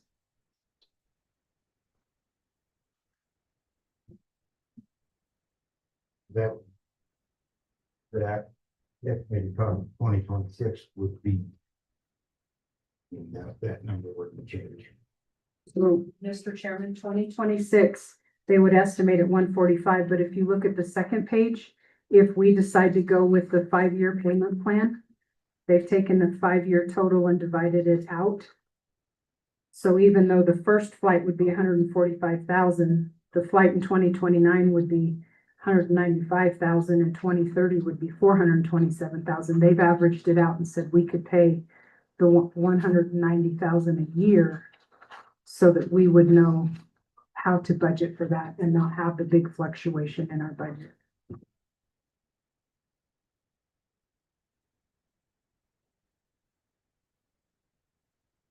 And, Tara, that's not in your budget. Mr. Chairman, no. So I that did. would be another thing for us to put on the list. It goes into the budget. Mr. Chairman, Yes. and Tara and I've talked quite a bit on this. I don't believe a huge cost like that should impact an assessor's budget. I think that's more of a county decision of where to maybe fund that. I mean, we've got capital revolving, we've got LATC. I'm just wondering, that just makes her budget look really, if somebody's looking across the years, the assessor is like mowing along pretty good, and all of a sudden, like, what happened that year, that we did that? So something like that, that's usable by a number of areas are always considered to be maybe somewhere else. Not her budget necessarily, but it's still a number we should keep in mind for decision making. Mr. Thompson. The chairman, we really did talk about the multi-use and that we bring everybody together to see how many programs might be available to be a part of it, then that your cost would be Split. way lower. That's a good point. That was gonna be my question. I think Dixie would share her cost sharing plan with us. so- Mr. Chairman, I'm sure she would. She has in the past. They've changed it a little bit. The other thing I would add on to that is I've already had a couple entities who came to the Eagle View presentation and stepped forth, and I don't want to speak out of turn with the sheriff's department, but Lindsay and I have been in contact, and she said maybe she saw some grants that might be possible to help pay for this. I know Albany County got it paid for through grants. So those things are out there. I don't know much about grants, and I typically not written one, but I do think that they might be out there for if an entity needs it for something, they could help us get that funding. Emergency management, I think, might be able to help us, but in any event, yes. Question. You. Mr. Chairman, it would be helpful if you and whoever you're working with bring us some sort of proposal so that we can quantify it and say, yep. And then decide where we're gonna spend it from. So, Mr. Chairman, which is, I fair think enough. is a reasonable. So we'll do that. Okay, thank you. Thank you.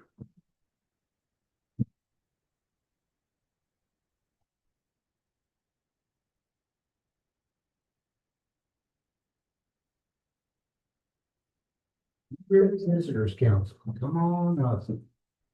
Greg, you some extra chairs. Bring them, come on. Beer, you might as well join the crowd.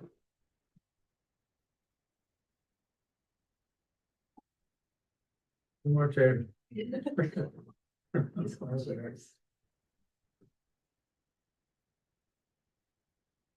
On this one. Thanks for the day. You didn't want. Well, we've been asking everyone just to go through the highlights of the budget message, and then we'll go from there. Wonderful. Got lots of paperwork. My name is Helen Wilson with the Wind River Visitors Council. And some of the highlights of the budget. So I want to hand out a couple of things. We have our annual report. We also have our Fremont County lodging tax collections chart. And we have been working on some really exciting, we call them Your Day, Your Adventure pocket cards. So I will hand those out. Yeah, that would be amazing. For different ones. I'm gonna just. I thought it was something that you'd say it's exciting news about paying grants to the county. Yeah, well, we've got that too. Lots of exciting things. So for next year's budget, we are looking at the lodging tax part of $1,061,268. A couple of years ago, we started using the previous full fiscal year's revenue as the budget for the following year. So that is that exact number. We'll also be applying for $300,000 more money for the Destination Development Program. A couple of things, and I'll go through some of the projects, but one thing that we had noticed when we were working on the budget is that the Fremont County Museums, we've been giving them the same amount for the Trek program for years and years and years. I'm not even sure when we started giving them that amount, but it was prior to my time in my position. So we had increased that this year. Some of the Treks are incredible, as you probably know. So we're supporting those at a higher level. Some of the projects we have been working on. There's three different ones. Du Bois, Lander, and Riverton. Some of the projects we've been working on, we had the Wind River Country Heritage Quest, a digital discovery, which I realized we did a separate presentation on about a month ago. But people are using that tour, and that is something that we are doing through Fremont County Museums. Something else that we just finished is a complete website rebuild. This is a very modern, really great website rebuild. The part that I'm really excited about is that it has an AI component. And so people can go to the website and it'll ask them what kinds of things they're interested in, and it'll help develop itineraries. So that is a huge thing for us. Another thing that I'm excited about with the website is when people are chatting with AI, we actually get those chats. And so we can see the things that people are interested in and make sure that we are marketing accordingly. There's a lot of chats, several thousand are coming in at a time. So there's a lot of them, but we can look for common themes and base our marketing efforts around those. Another project that we worked on is a community cocktail and mocktail project. This stemmed from an event that I was at last year in Phoenix, Arizona, where the community had really benefited from having a community cocktail, and they titled theirs the Phoenix. So we decided to have a community cocktail and mocktail project here. We asked people to submit their recipes in the month of March. We got Wyoming Whiskey to sponsor it. And then we worked with 3 venues, the Lander Bar, Bar 10 in Riverton, and then the Rustic Pine in Du Bois. And we had events at each. They were all really successful. And we have 3 final beverages, one from each community. The one in Du Bois was a Du Bois submission. The one in Lander was a Wind River Indian Reservation submission. And the one in Riverton was a Riverton submission. Those will be going to the board this Thursday, and whichever one wins is going to be served at Brewfest at the Wyoming Whiskey booth. So we'll make a big deal about having an actual community cocktail. And of course, all of these things really define our area, and there's stories behind each cocktail, and just some some good destination development projects. Didn't you just have one in Du Bois? We did. I heard it on the radio. Yep, yep. Another project is the wayfinding signage. This was completed this past weekend. I just got confirmation that the 2 signs that were in the wrong place have now been moved. But we are finished with Du Bois, Lander, and Riverton. We will be starting on Hudson and Shoshone. We've got a strategic plan for those communities, and that signage will go up next year. We handed out the Your Day, Your Adventure pocket guides. These include activities in and around, so it's county as well as in the city limits. They are pretty fun. They fold up, they do fit into a back pocket. I tried it on numerous back pockets, but it provides ideas for people who have 1 hour, 3 hours, or a full day. And what I find working in the upstairs of the Chamber of Commerce building is that when the door is open, I hear people coming in and saying, I'm only here for an hour. What are some things I can do? So we worked with each of the communities to come up with a list of ideas. On the back, you have 2 QR codes as well as the website. Those will take you to the main website, as well as to the community calendar, which we've really emphasized with the new website rebuild. So lots of exciting projects going on there. And the Wind River Visitors Council did a resident sentiment survey last year. We worked with the University of Wyoming to put this together, and we got people from all over the county to provide their thoughts on tourism. And we were happy to see that 87% of people who responded were in support of tourism. It was also interesting. One of the things that I found really interesting was that people who had lived here longer periods of time were more interested in tourism, while new people to the area weren't as interested in tourism. So that was an interesting finding. But we are using that data for destination development and to influence marketing directions. Another thing we have done is applied for the Destination Marketing Accreditation Program, otherwise known as DMAP. This is through Destinations International, and it represents the industry's benchmark for organizational excellence and reflects a commitment to best practices in governance, transparency, and stakeholder engagement. It's a big application. They look at every single thing we do and determine what we need to change, what is strong, all of that. So we're just starting on that process, but we hope to have it done in the next year. And our podcast, of course. And this has covered lots of county events as well as in-town events. Very, very popular. We are now putting together certificates, which will be framed. I just got the frames this weekend, and we will be distributing them to people who have been featured on the podcast, hang in their businesses, all in an effort to bring more awareness to the podcast. But we have covered lots and lots of county events, and that comes out consistently the fourth Thursday of every month. So those are a lot of the projects that are going on. As far as the budget itself, we had a lot of success with our big banner at Denver International Airport. I don't know if anybody here saw that, but it was amazing how many comments we were getting from people traveling through the airport. And we're hoping to do that again. They have had some marketing changes, some changes in the marketing organization is at the airport. So we're waiting for them to figure all of that out. But we did have a lot of success with that campaign.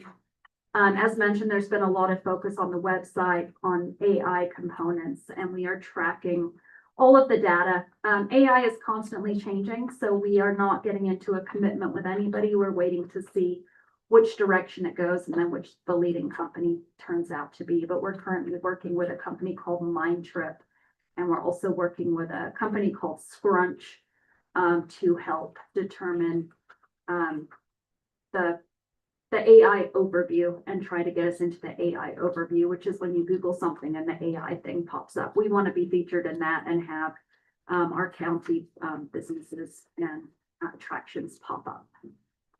So I will stop there and see if there's any questions. Oh, one thing I did want to point out, you should have this, which we handed out today. You have an old copy in what we emailed, but we have added the more current numbers.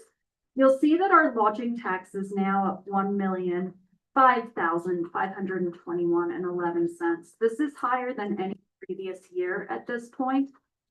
What we're finding around the state is that lodging tax is not looking good this year. So Fremont County is doing really well as far as lodging tax because we are going up, not down. And we have been spending most of the marketing efforts on the surrounding states, which is where people are currently coming from, and making sure that we get visitors here. Now, I really will be quiet and see if anybody has any questions. We do have our two board members here, Shireen and Erica, and any of us can answer questions.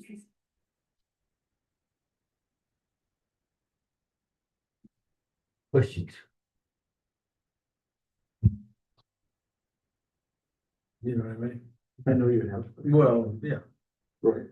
So, we were talking with our parks, not parks, but our rec board. So they manage, 3 tourism assets, Heritage Trail, Mhm.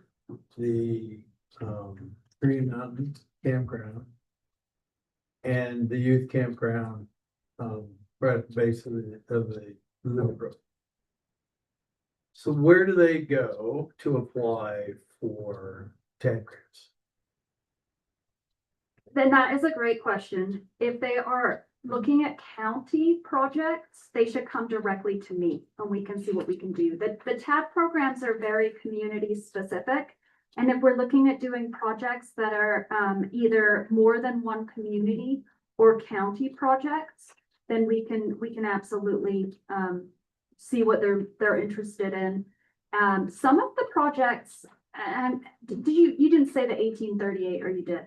You said the Heritage Trail. 1838. Yes, run. Yeah. Oh, no, I'd say. Yeah, okay, so the Heritage Trail, things like that, there's, depending on what the project is, some of that destination development money might be something that could be used for development. What we've been trying to do with the destination development funds is use them for projects that the lodging tax itself doesn't qualify for, so infrastructure and trail systems, campgrounds, those are all things that money can be used for. So as far as Destination funds? the destination development funds, yeah, and it can't be sub-granted, so they would need to come to me and we can see if we can add that project into that, the next round of funding.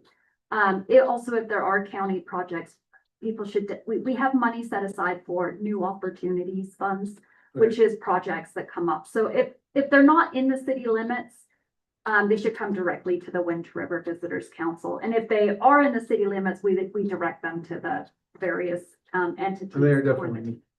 Okay, So then they should. these are county assets and it seems like the chambers and the cities have their own forms and their own grant programs. But I don't even get the feel that you even have a form that somebody could go and look at it and say, okay, I don't fit into those buckets. Mhm. How do I get in? And I'm just concerned about our tourism assets that we have in the county, and I don't feel like they're getting a lot of love because they're kind of between the cracks. Yep, and I would love to have a conversation with the rec board. Okay. Is there a certain person I should reach out to there? Probably Margaret Wells. Margaret Wells. As far as the application for the TAD grants, we actually provide the applications to the entities that are issuing those funds so that they're all consistent. We've started requiring that in July 2024, that everybody use the same forms. And we actually have another application in the office that's specifically for projects that wouldn't qualify for the municipality. So it's the same application, basically. It just doesn't say Land or Riverton or Du Bois on it. And definitely people can reach out to, but I'll talk to Margaret and see what we can do. Yeah, well, good.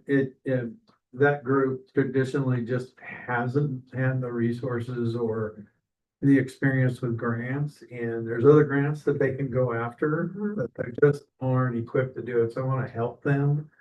And I kinda already pointed them at you, so we can send a note to Margaret as well, or send you her number. That would be wonderful. Okay. Yep, and we can also help identify grants that, these entities can apply for. Yeah, I don't know if your programs really fit with the Outdoor Rec and Tourism Trust Fund. But there's, Yeah, and we can do letters of support, we can help with all of that. I've looked at a few different applications at this point and help people with applications, so, yeah. We just need to have people either reach out to us or know who to reach out to. okay, I see you got an increase of 20,000, your contractual services for legal, We have and that's new. No, what we had last year was we had something called, the board discretionary fund, which was being used for projects that came up for legal services, for, things like, resident sentiment surveys. And what we tried to do was break it down so that it's more transparent instead of one big bucket for all of that. We tried to break it up, and it is new.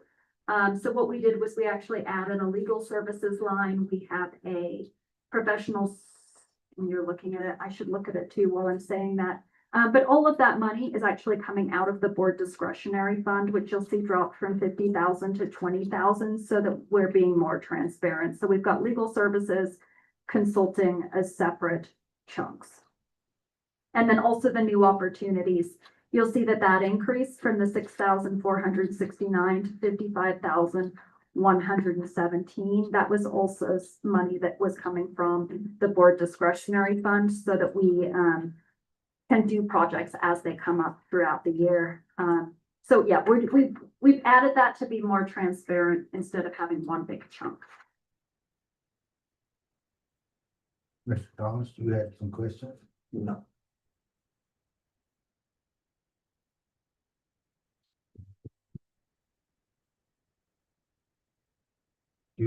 Mr. Chairman, so I've asked the board before, but I haven't asked these guys. So with the Du Bois Military Museum having the big hotel going, well, not big, but sizable. Where will that tax money go? Because that's really county money. Yep, so that will come into the Fremont, it'll come in with everything else. We get it all together, but we are very excited about that museum. We have just applied for a big conference to be there in 2028 called Accent West. We did a request, they had a request for proposals for that, and we actually just got it. So I'm really excited about the potential of that hotel. That will hopefully make the big number at the top much bigger, and will help all of these projects throughout the entire budget. And Mr. Chairman, specifically, like everybody else gets TAD grant money for their towns when they have their lodging tax. So does the county get that one? You know, I think that what we really need to do, and I feel like we've said this the last couple of years, but we've really been looking at it. The TAD program needs a lot of evaluation. We did try to increase various county things on the budget itself. But currently there is no TAD funding that goes specifically to the county. But we have increased various things throughout the budget that benefit the county. But we are looking at the TAD program. When it was created back in 2007, it was a very small amount of money, and that amount of money has grown and grown and grown. And there was never an MOU created. There was never really an agreement, and it does need some more oversight, some more planning, some more rules and regulations with it. We started with a consistent application for the county, but we are in the process. We have a TAD committee, and we're in the process of evaluating those funds. The way the current system is set up, 25% of the lodging tax goes to the TAD funding, and we do it by zip code. So 25% of the money that would go to the new 70-room hotel would go to Du Bois because that's that zip code. But these are all things that we're we're considering and looking at. Mr. Chairman, I know other counties do get county funding from the lodging tax, is my understanding, that the county does receive that in sub-county. And the reason I ask that is we're not able to give as much money to the, well, the last 2 years, no money for their recreational applications that people do. And it would be really nice if we had the ability to have that funding that comes from the county entities that we might have. I know outfitters and whatnot, I suppose are paying lodging tax as well. I don't know for sure, but anything like that, I would think would get to go to that and be a great way for us to augment the recreation, which is what I heard commissioners talking about today. So, all that stuff. Yeah, so just a Yeah. question. So, yeah, and it's a great question, and the TAB program is something that we are definitely looking at and trying to figure out how to move forward with it. And it has been a challenge because there was never an MOU, there was never agreements, and it's definitely been something that we are trying to clean up, and we have a committee working on that right now. We're also working, I think probably everybody in this room knows, on amending the joint powers agreement.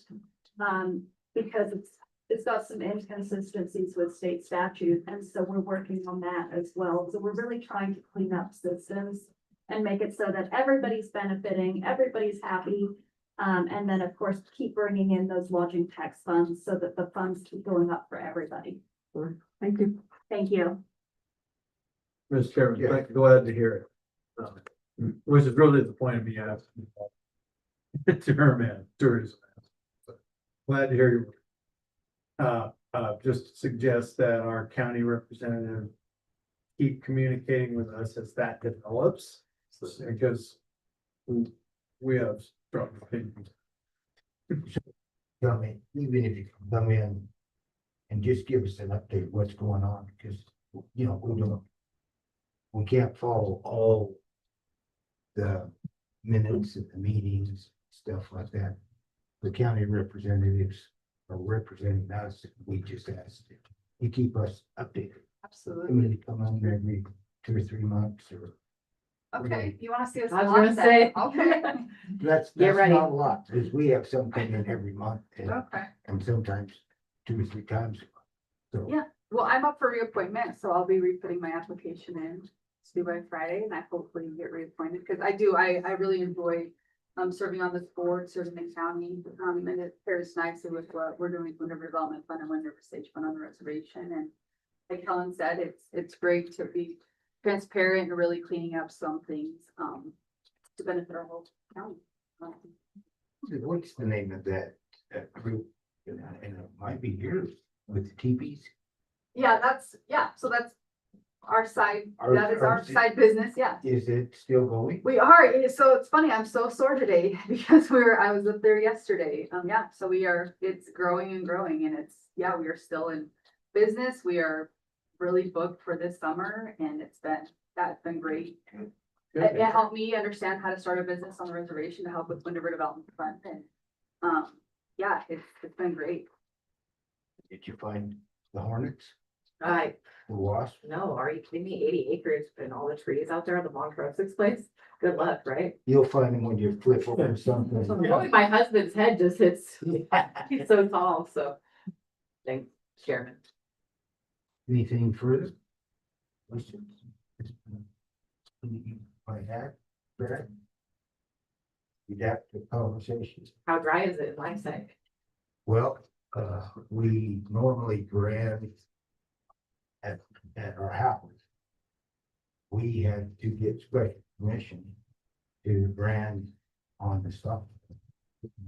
We could turn it right out because we have water, Right. no feed. Yeah.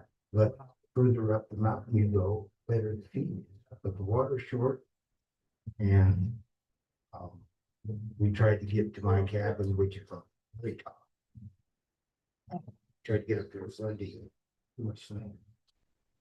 Like, Well, that's still down here. yeah. So, yeah, it's severe. Yeah. No irrigating water. Yeah. It's gonna be bad. Looking for some rain. Yeah, continue, yeah. Yeah. So, Okay, well, thank you for coming in and appreciate you taking that time and Thanks, Commissioner Thomas. Thank you very much. Thank you. thank you very much.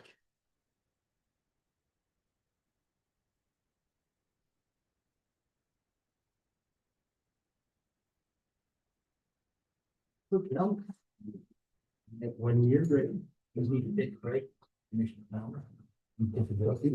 Yes, we'll take 5 minute break. Sure. Yeah. We'll take 5 minutes. 5 minutes. Oh, thank you so much.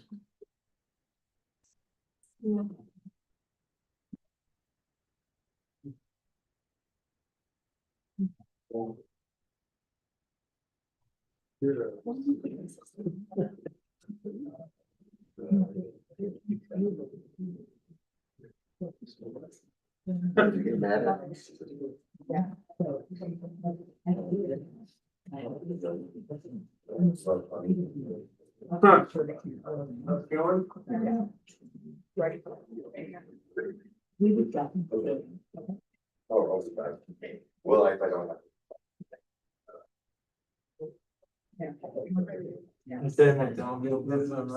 No. We were down to that Sunday night for 3 hours. Right on. Must have been London tourism, they came right up to bid. Still, she's still not drinking water yet. Mr. Tony. And so we're taking a sprint and getting our water every day. But. Oh.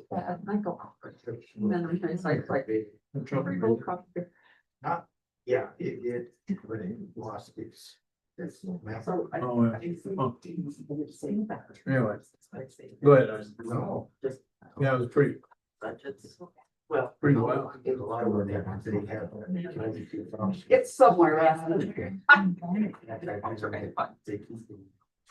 Yeah. Oh, boy.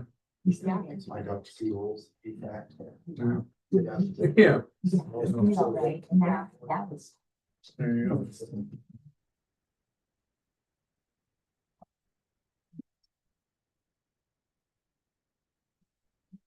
The longest router ever. Router. Yeah. 60%. Yes. With the tail, the 12. Some of them. Usually you know, 7, 8.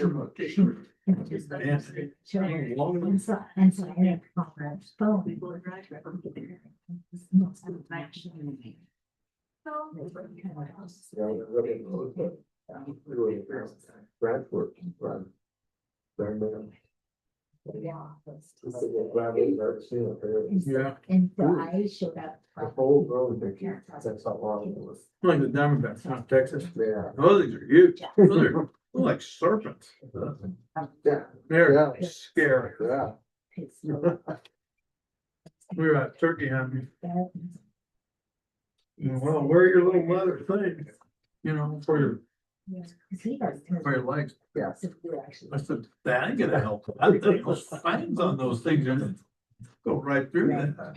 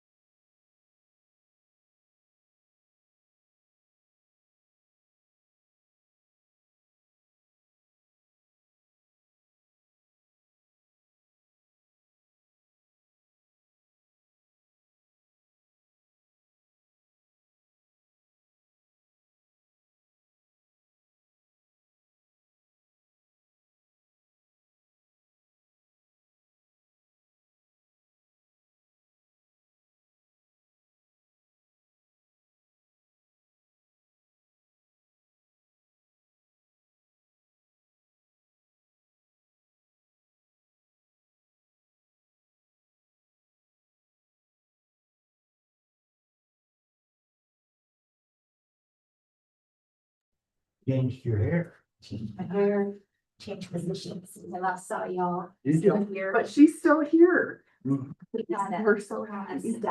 staff, the Friday before I was supposed to move over to the hospital, Riverton said she was not going to stay with us, so. That would have left us with the staff in Riverton, so I thought it was stay. I was very happy with my decision. So now Nicole's the nurse manager and the nurse supervisor.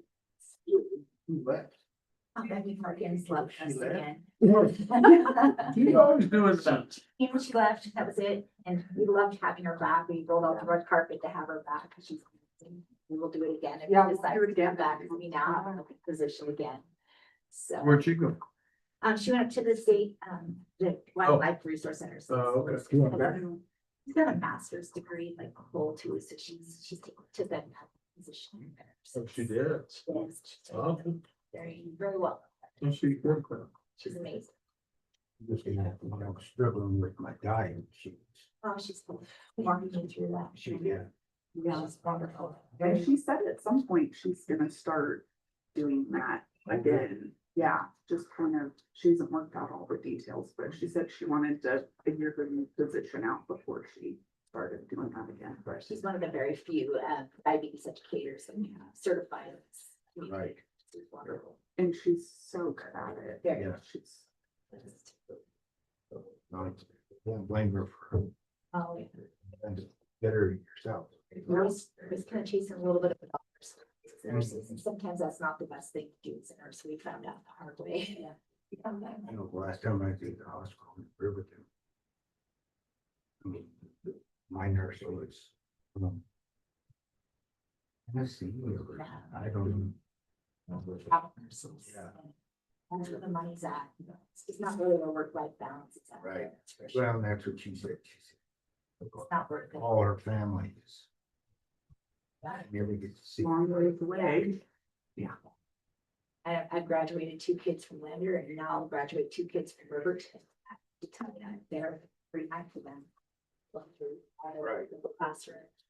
Yep. to the design. So, Yep, it's that not means a said lot. that. It means a lot to them, even though they sometimes don't. Ungrateful recognize children, it. that's a fact. Yeah. Yes. Well, if you want to start, public health nurse. Is that Alright. where we're at? Perfect. And, we want to go through the highlights of your budget message and then we'll go from there. Yeah.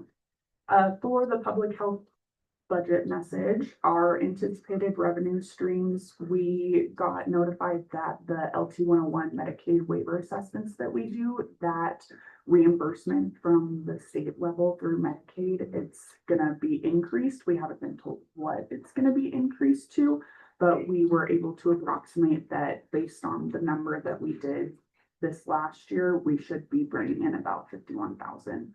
So that'll be a good increase. to What is it? see. What is it? Yeah. The reimbursement level per assessment is about $120 per assessment that we do, so. And they're projecting a relatively high number coming back. We hate to throw a number at it till we know, just because it's the state, they work like molasses in January to really give us a solid number. So we're hoping that it'll push closer to the 180 mark, but we're not positive. So we are projecting a low number just to stay on the safe side, and we'll know much better next year. And they're thinking that we're gonna see an increased number of people applying to these programs just because of what everyone else is seeing, an increased cost of living. So I think we're gonna continually be doing more of these assessments as well. I think it's worth mentioning that we're number 3 in the state for LT 101 assessments. We're right behind Laramie County and Natrona County, which is highly impressive. Our nurses go onto the reservation to see the compliance out there as well. So it's a really nice revenue stream for us, and we Yeah. actually really enjoy seeing those patients. It's a lot of fun to be able to see them. Every year. Yeah. We're also still gonna be bringing in revenue from our nurses doing the Ryan White case management. We get reimbursed for their time and any trainings that they do, through the state and federal grants for that. And then we also were awarded the professional development grant. The total amount we were awarded is the 59,560. And we have that funding until end of November 2027. So we're gonna still be using that for some recruitment and retention, because we want to keep the nurses we have and hopefully we can get just a couple more and then we'll be fully staffed, which would be phenomenal. Expenditure trends, at the department head meeting, Steve had said to budget about a 35% increase for fuel. So we projected that expenditure to increase. And then as well, we were told by the state legislation passed that our nurse wages were approved to be increased as well. So we're still waiting for that number to come back, but they are doing all the market analysis to tell us what that new number is going to be for our nurse friends. So yeah, overall, we should be making some more money and spending just a little bit. When will you hear from the state how much the salaries will be adjusted? Should be soon. They said we would know before start of next fiscal year. They So were we should know in the beginning in June. This is when we're gonna get a solid number. yeah. It's not what we want to hear either. We would love to have a better projection. Right. But moving on to our immunization budget, that's the 2194. That's our revolving fund. We purchase vaccine, administration supplies, medical supplies, the breast pumps, A1C cartridges, and then all of the revenue is brought back in when we're doing all of these services that we're purchasing the supplies for. We also get the VFC, which is the vaccine for children's, and the YVIP and the underinsured vaccine supplied by the state, and we bring in revenue from administration fees for those free vaccines that are supplied through the state. When we give them for mandatory school, the family's not charged for the vaccine, they're just charged for the administration fee, so we bring in that revenue from that. Expenditures, just like everything else, vaccines are starting to cost more. So we're budgeting for more for vaccine costs just because cost of that is going up as well as supplies. And then changes are we added the credit card service fee just like the rest of the county did. So we're bringing in that 3% fee when people use credit cards, which has been going really well. It's been a really great service that we can let people pay with a card and people don't seem to mind the 3%, which is awesome. And then for budget changes from last year, our immunization team met and we're going to order less high dose flu just because the price is getting to be just where it's not really reasonable to be ordering. And then we looked into a lot of research and there's not a great amount of research saying that it's so much better to really offset the cost of it. So we're going to do some more regular flu and just kind of roll with that because we know that we'll have really good reimbursement for that regular flu. Yeah, that should be it for. I didn't know you did A1C. We do every 3 months. We do a A1C clinic, and so we have one of our nurses does the A1Cs. And now that we lost Becky, we don't have anyone certified, but we can still do the test because it's a CLIA wave test. And we did one this month. Last Monday. So May, June, July, August will be our next clinic in there. So we do 2 Mondays of the month, and you can just call and schedule with us, and it's a flat $20 fee to have your A1C done, and which is They did blood draw and all that. it's just a finger poke. So yeah, and it takes 15-ish minutes total. They'll take your blood pressure and chat with you and Send out your results to your provider as well. Bridge that gap. I need to get on the list. yeah, give And us it's a Julie call. that and- does it over here in Yeah. Lander, and she's just a ray of sunshine and people love her, so. Yes, people come back because they want to see Julie every 3 months. And then, and so public health, I mean, the immunization. MCH. Yep. Are all big money, correct? So just the vaccines are what we get for funding as far as the immunizations. But it's not their grant per se, it's just the VFC vaccine program that's through the immunization program through the state. But then maternal child health grant is its own. The TANF and state general funds grants are what fund that. Nicole talk about that, it's grant for 2160. Or excuse me, budget number. Yeah, so for maternal child health, that program is funded through the two separate grants that Gina was saying, the TANF, which is temporary assistance for needy families, and then the state general funds.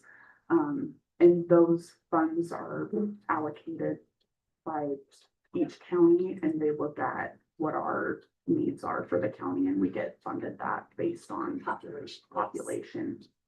Expenditure trends for this, salary and benefits for our MCH nurses, the travel required for training, and then just operational expenditures and equipment costs. Additional funding for travel expenses, in the use of personal vehicles, because we're sending lots of people lots of places, which is great because we're getting to see a lot of great families through the county. Budget changes, the grants biennial, we are coming in, so we're ending the second year fiscal, so the second part of the budget. And then right now we have a one benefited part-time MCH nurse. She works approximately 24 to 32 hours. Her salary and benefits come directly out of this grant funding. And then we have also utilized the workforce development grant that I talked about that's housed in our public health nurse budget. And we've been able to get her additional trainings that aren't required for the program. So she was able to get like an advanced lactation certification, and she got some mental health certifications to help with pre and postnatal mental health, which is phenomenal to be able to offer that. And then the MCH program also just told us 2 weeks ago in our manager meeting that they are going to be paying for all the incentives provided through the program. So when we enroll someone in our home visiting program, it's an evidence-based practice, and at each visit, each family gets a certain incentive for enrolling and partaking in the program, and it's based on the developmental milestone that the kids at that visit. And so it's going to be really nice for the state to take over that expenditure, because as you can see, it ends up being about $360 per client, and right now we have just shy of 30 clients, so that kind of number ends up adding up pretty quickly. But everything's kind of running business as usual in that department, which is great. Question. Okay. Moving on to our public health emergency preparedness, which is the budget 2181. The revenue for this department comes from the federal operating grant, and then with the stipulation that any unused grant funds are going to be returned. This budget also covers the stipend for the county health officer, which is one of the expenditures. The expenditures are for the deliverables required by the grant for us to continue to get the money in the position, and the mandatory requirements and trainings for that position. And we also do purchase some medical supplies like personal protective equipment, office supplies to keep that position running. And then budget changes, the state decided that the grant is going to cover training from our travel and training from the state level. So each county position was asked to reduce their travel for their budget for this year. So we did that as asked. Any questions? So,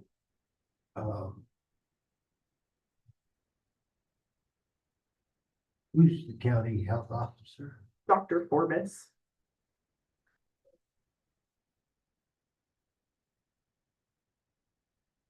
Is there a job description for that position? There is.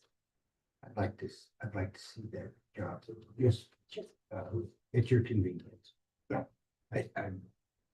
We get a lot of questions about, shouldn't a county health officer go look at somebody's house or their residence, and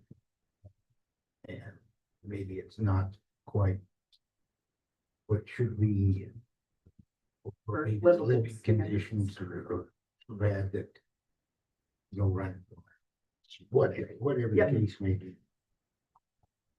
And so we get asked occasionally, what, is there someone that can get on the landlord or parents, whatever the case may be, to maybe intervene? Mr. Chairman, the job description, I don't know, is gonna be able to define that as clearly as what a person would hope, unfortunately, because a lot of times it depends on if it's municipal versus county. And, whether it's the city's job or the county's job, and anytime it's outside of city limits, that's where the CHO becomes more involved. But it's a case by case basis, because we recently had one over at Riverton that was actually within city limits that, we not only used our CHO, Dr. Forbes, but actually Dr. Harris at the state level, who's the overall state, health officer. And she was able to give us some advice as well. And so, I mean, really, it's just an advising role to kind of help support the powers that be within the city or the county that needs to ask questions about a health issue. So, but yes, I will email that to you directly so you have that. It's black and white. And if you ever get any inquiries, like in a specific case, you can always funnel them our number, and then we can kind of get things going and get Dr. Forbes involved. Okay. Maybe. All right. Questions? And then our prevention budget, which is the 2210 is next. The revenue for prevention program is also a biennial grant with funding streams from both state and federal monies. The expenditures for this is off of the evidence-based program implementation, targeting the prevention in those populations and priorities for the county specifically. They have the different prevention coalitions that each cover different preventative measures to be taken. And then changes from last year, we have a part-time, non-benefited administrative assistant. He's at $15 an hour currently. Tana's hoping to bump him to $16 an hour. And that will be the change for his wages for this year. And then I think opioid is coming in. Next week. Gambling and The opioid gambling is is next Tuesday. Keep that. Yeah. Painless. Anybody? Well, Just thank like you very that. much. Yeah, Yeah. we have questions, we'll get with you. Yeah, you know where to find us. Okay. Thank you. Yep. So did you guys move up the prevention person in the budget? I actually adjusted it. That's all we need. Oh, thanks. I just want to make sure it wasn't on my to-do list. Don? If you're ready. It's something.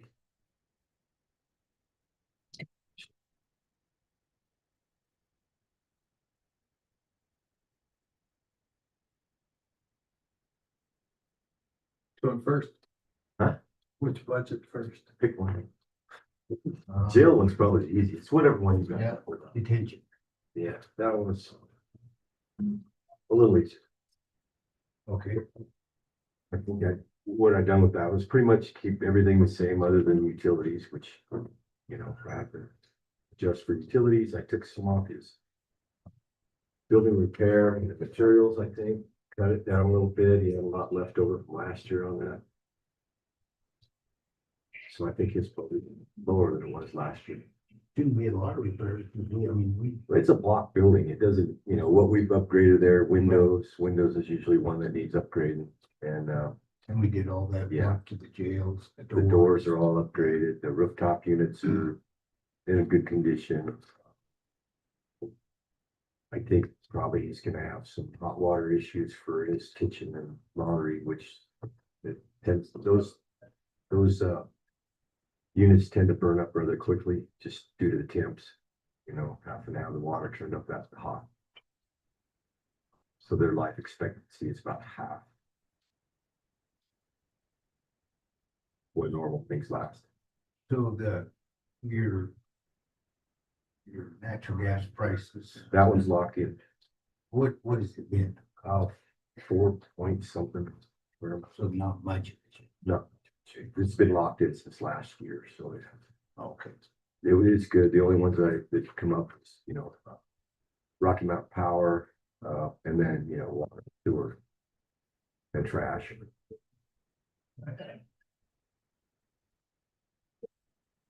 So I just used the past 3 budgets as kind of a guideline, and then what I thought, like on the electricity and water, they kind of give you an idea what that's gonna fall.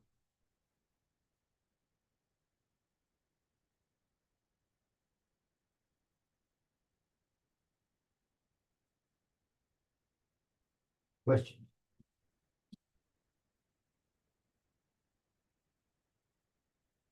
You,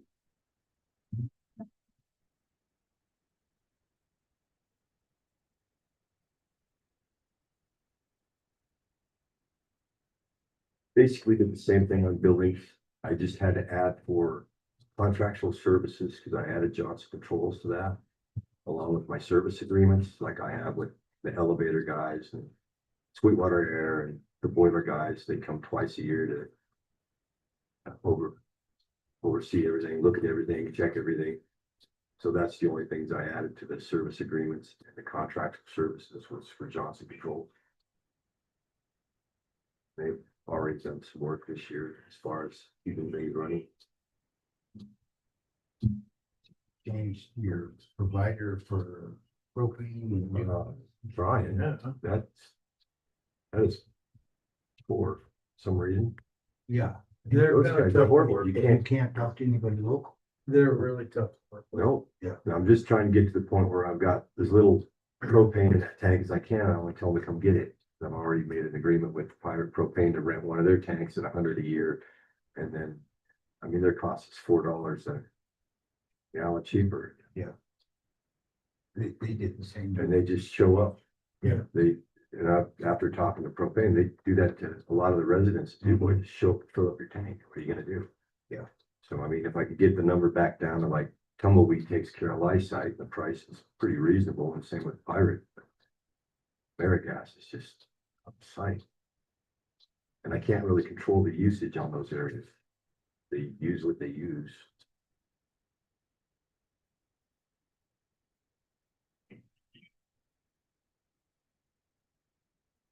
We've got additional projects. Will be an increase to your budget. Pardon? Your additional projects will be an increase. It depends on what a lot of these projects I do will fit into the scope of what I've already got. So like the bigger ones on the budget message, so like all my roofs don't leak right now. I've fixed them to where they don't leak. So I'd like to evaluate those a little differently as far as some of the costs, like re-roofing some of this stuff in Riverton is. I don't like overlaying a roof over a roof for the weight. So there's some things that I don't really like the way they're lined out. So, but like I said, right now, I've got everything patched to where I don't have any leaks. And the outlying buildings, mostly road and bridge buildings. We've tightened those up to where they don't leak. The heat's more efficient, the electricity is more efficient, because those places they were kind of hitting me pretty hard on utilities because of the conditions of the buildings. So with some light upgrades, I did light upgrades, and Shoshone, I did a light upgrade, and Lander, I'll do one next year in Riverton. Those things should bring the cost down over time.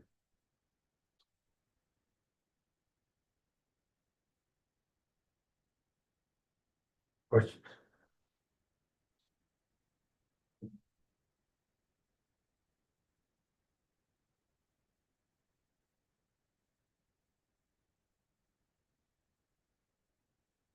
Yeah, Mr. Chairman, Yeah. so the additional project list, is that? Some of those are going to capital revolving? Some of them are pretty expensive. So Riverton, Line Road Shop, roof, South Federal. From Forest. No, so you don't have those in your budget. No. Yeah. I need to reassess those. So Jim, we'll probably need to have some communication on how that's gonna work for these guys. They haven't typically been a part of capital revolving, or that's kind of changed back and forth over the years, but we kind of need to get that cleared up.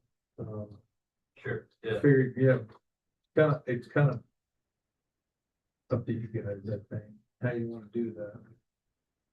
I mean, we have run things through capital revolving, like rooftop units and individual things like that. If we're taking on larger things, which I guess we've also run through capital revolving, we built the Justice Center through capital revolving back in the day. So, you know, the well is not that deep to handle some big capital projects. So there's, you know, there's the funding aspect of it that I think we'll need to talk about. So I think it's worthy of a separate meeting.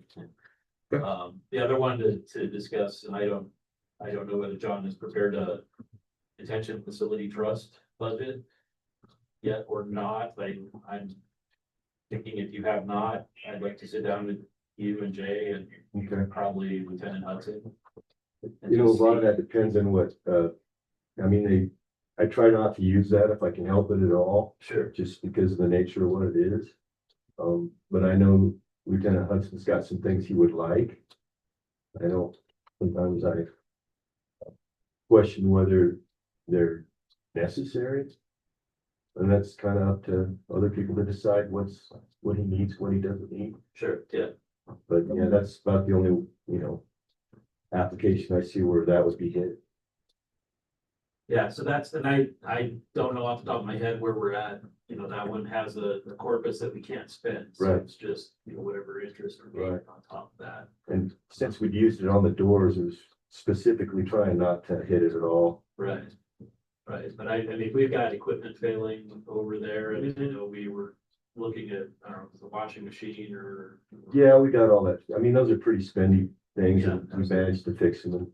I mean, they're offset, so they're not both old, we got a newer one and an older one. Try to cycle to where they don't all break at once. Okay, well, if we could arrange a time that maybe all four of us can sit Okay. down and maybe pay. I don't think there's anything outstanding right now down there that looks like it's gonna be critical as far as cost. I know JR typically had kind of a 5-year plan that never really Well, for a while there, we were, was followed. well, it was mostly for the rooftop units, being as how there's 23 of them and they were all in Yeah. stages of failing. Right, At this point, we've got a lot of them replaced. I mean, they're getting older because, this goes back 10 years, but at that point, we've caught a lot of that up to where we don't have equipment. It's just failing. right. Well, and I know he had painting, pod painting and security cameras. And Well, stuff like that. they did a security camera upgrade. As far as painting goes, we've tried painting cells. They just tear them up. So it's kind of pointless to paint a cell. They're gonna tear it up the day after you paint it. So Fair enough. the painting stuff, Vinny's pretty close on that stuff, the stuff that we do need to paint. We have paint stuff. That's pretty low cost. Yeah. Um, I would agree. but yeah, I can get with them again, but there's really nothing outstanding that I can see down there as far as cost. All right, I'll send you guys an email and maybe we can Okay. get together this week and just talk it out. All right. So, perfect. Anything else? Clarence, would you like to, No, I was gonna say next week. oh, next week? Not this week? Okay. Other questions? Julie? Okay, that was easy. Hey. All that weight you lost. All that stress. Yeah. Believe me, it was. Margie wouldn't have helped us, I'd still be there. There you go. Good for her. See, Okay. All right, thank you much. That, as they say, is that.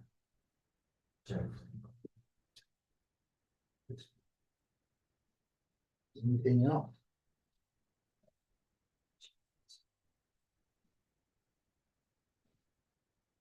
Yep. Anything else? Thanks. Yes, not. Okay. Executive to adjourn. All those in favor? Nice. Cool. We are adjourned. Thank you guys for coming in. 15 minutes. No, 23 minutes. Yeah. Damn.